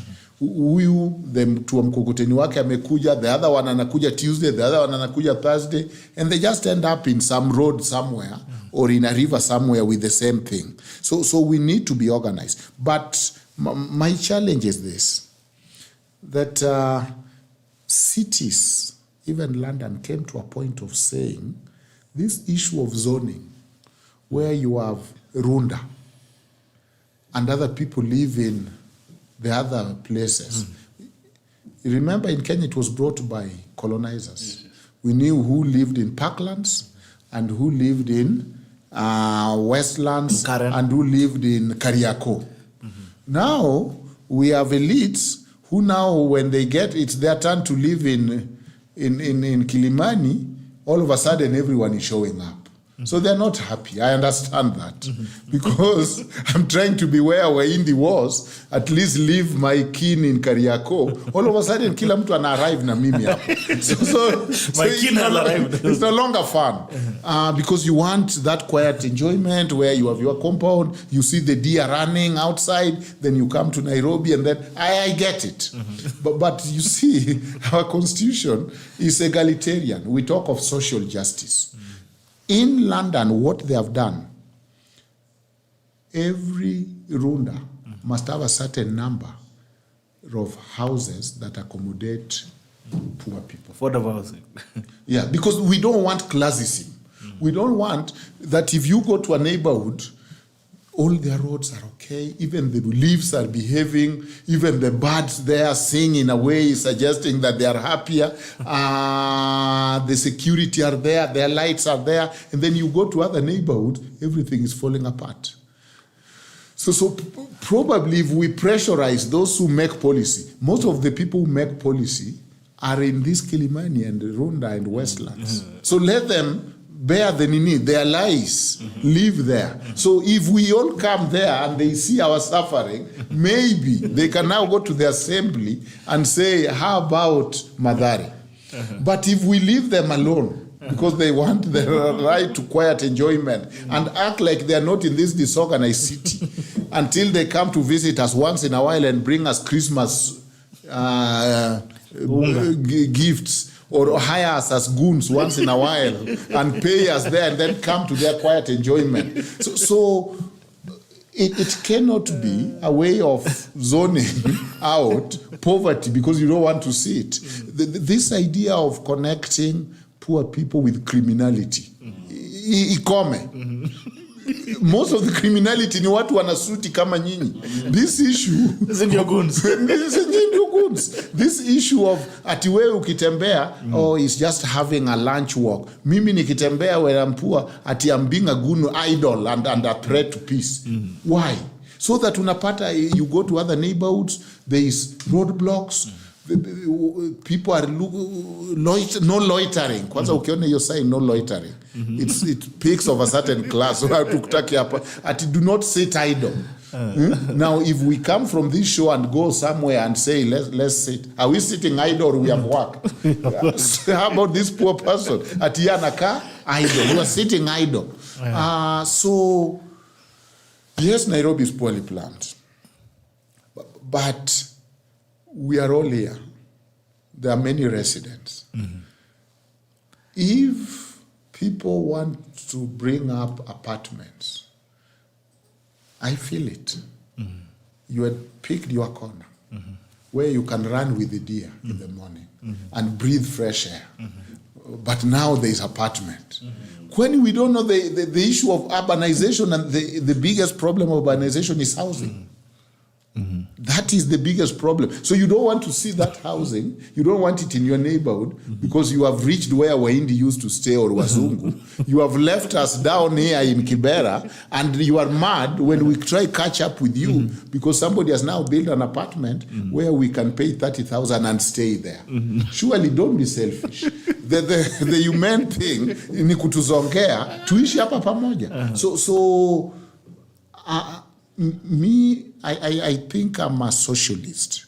When I see the mushrooming of new apartments, I'm like, yes, wamefikiwa. I want them in Runda. I want them in Karen, so that we live together. Your God will be my God. Your people will be my people. Not that you go to some neighborhood and you wonder, is this? Go to some neighborhood. Look at even the naming. Sijui Madam whatever. You think you are in London. Then you go to some neighborhood, you find the names that are suggesting Goonism, usikojoe hapa and whatever. Let us not have two Nairobis. If our leaders live in Kilimani, and they do, allow us to come there, then let's plan going backward. Thank you. Okay, thank you so much, gentlemen, for coming. It's 15 minutes past time. Been a pleasure having you. Thank you so much, Mheshimiwa, for coming. Looking forward to having more conversations with you. Asante sana. Thank you so much. tuongee pia na wale raia wako. Now that Ojwang has said all of us must be in, that we can all commune and plan.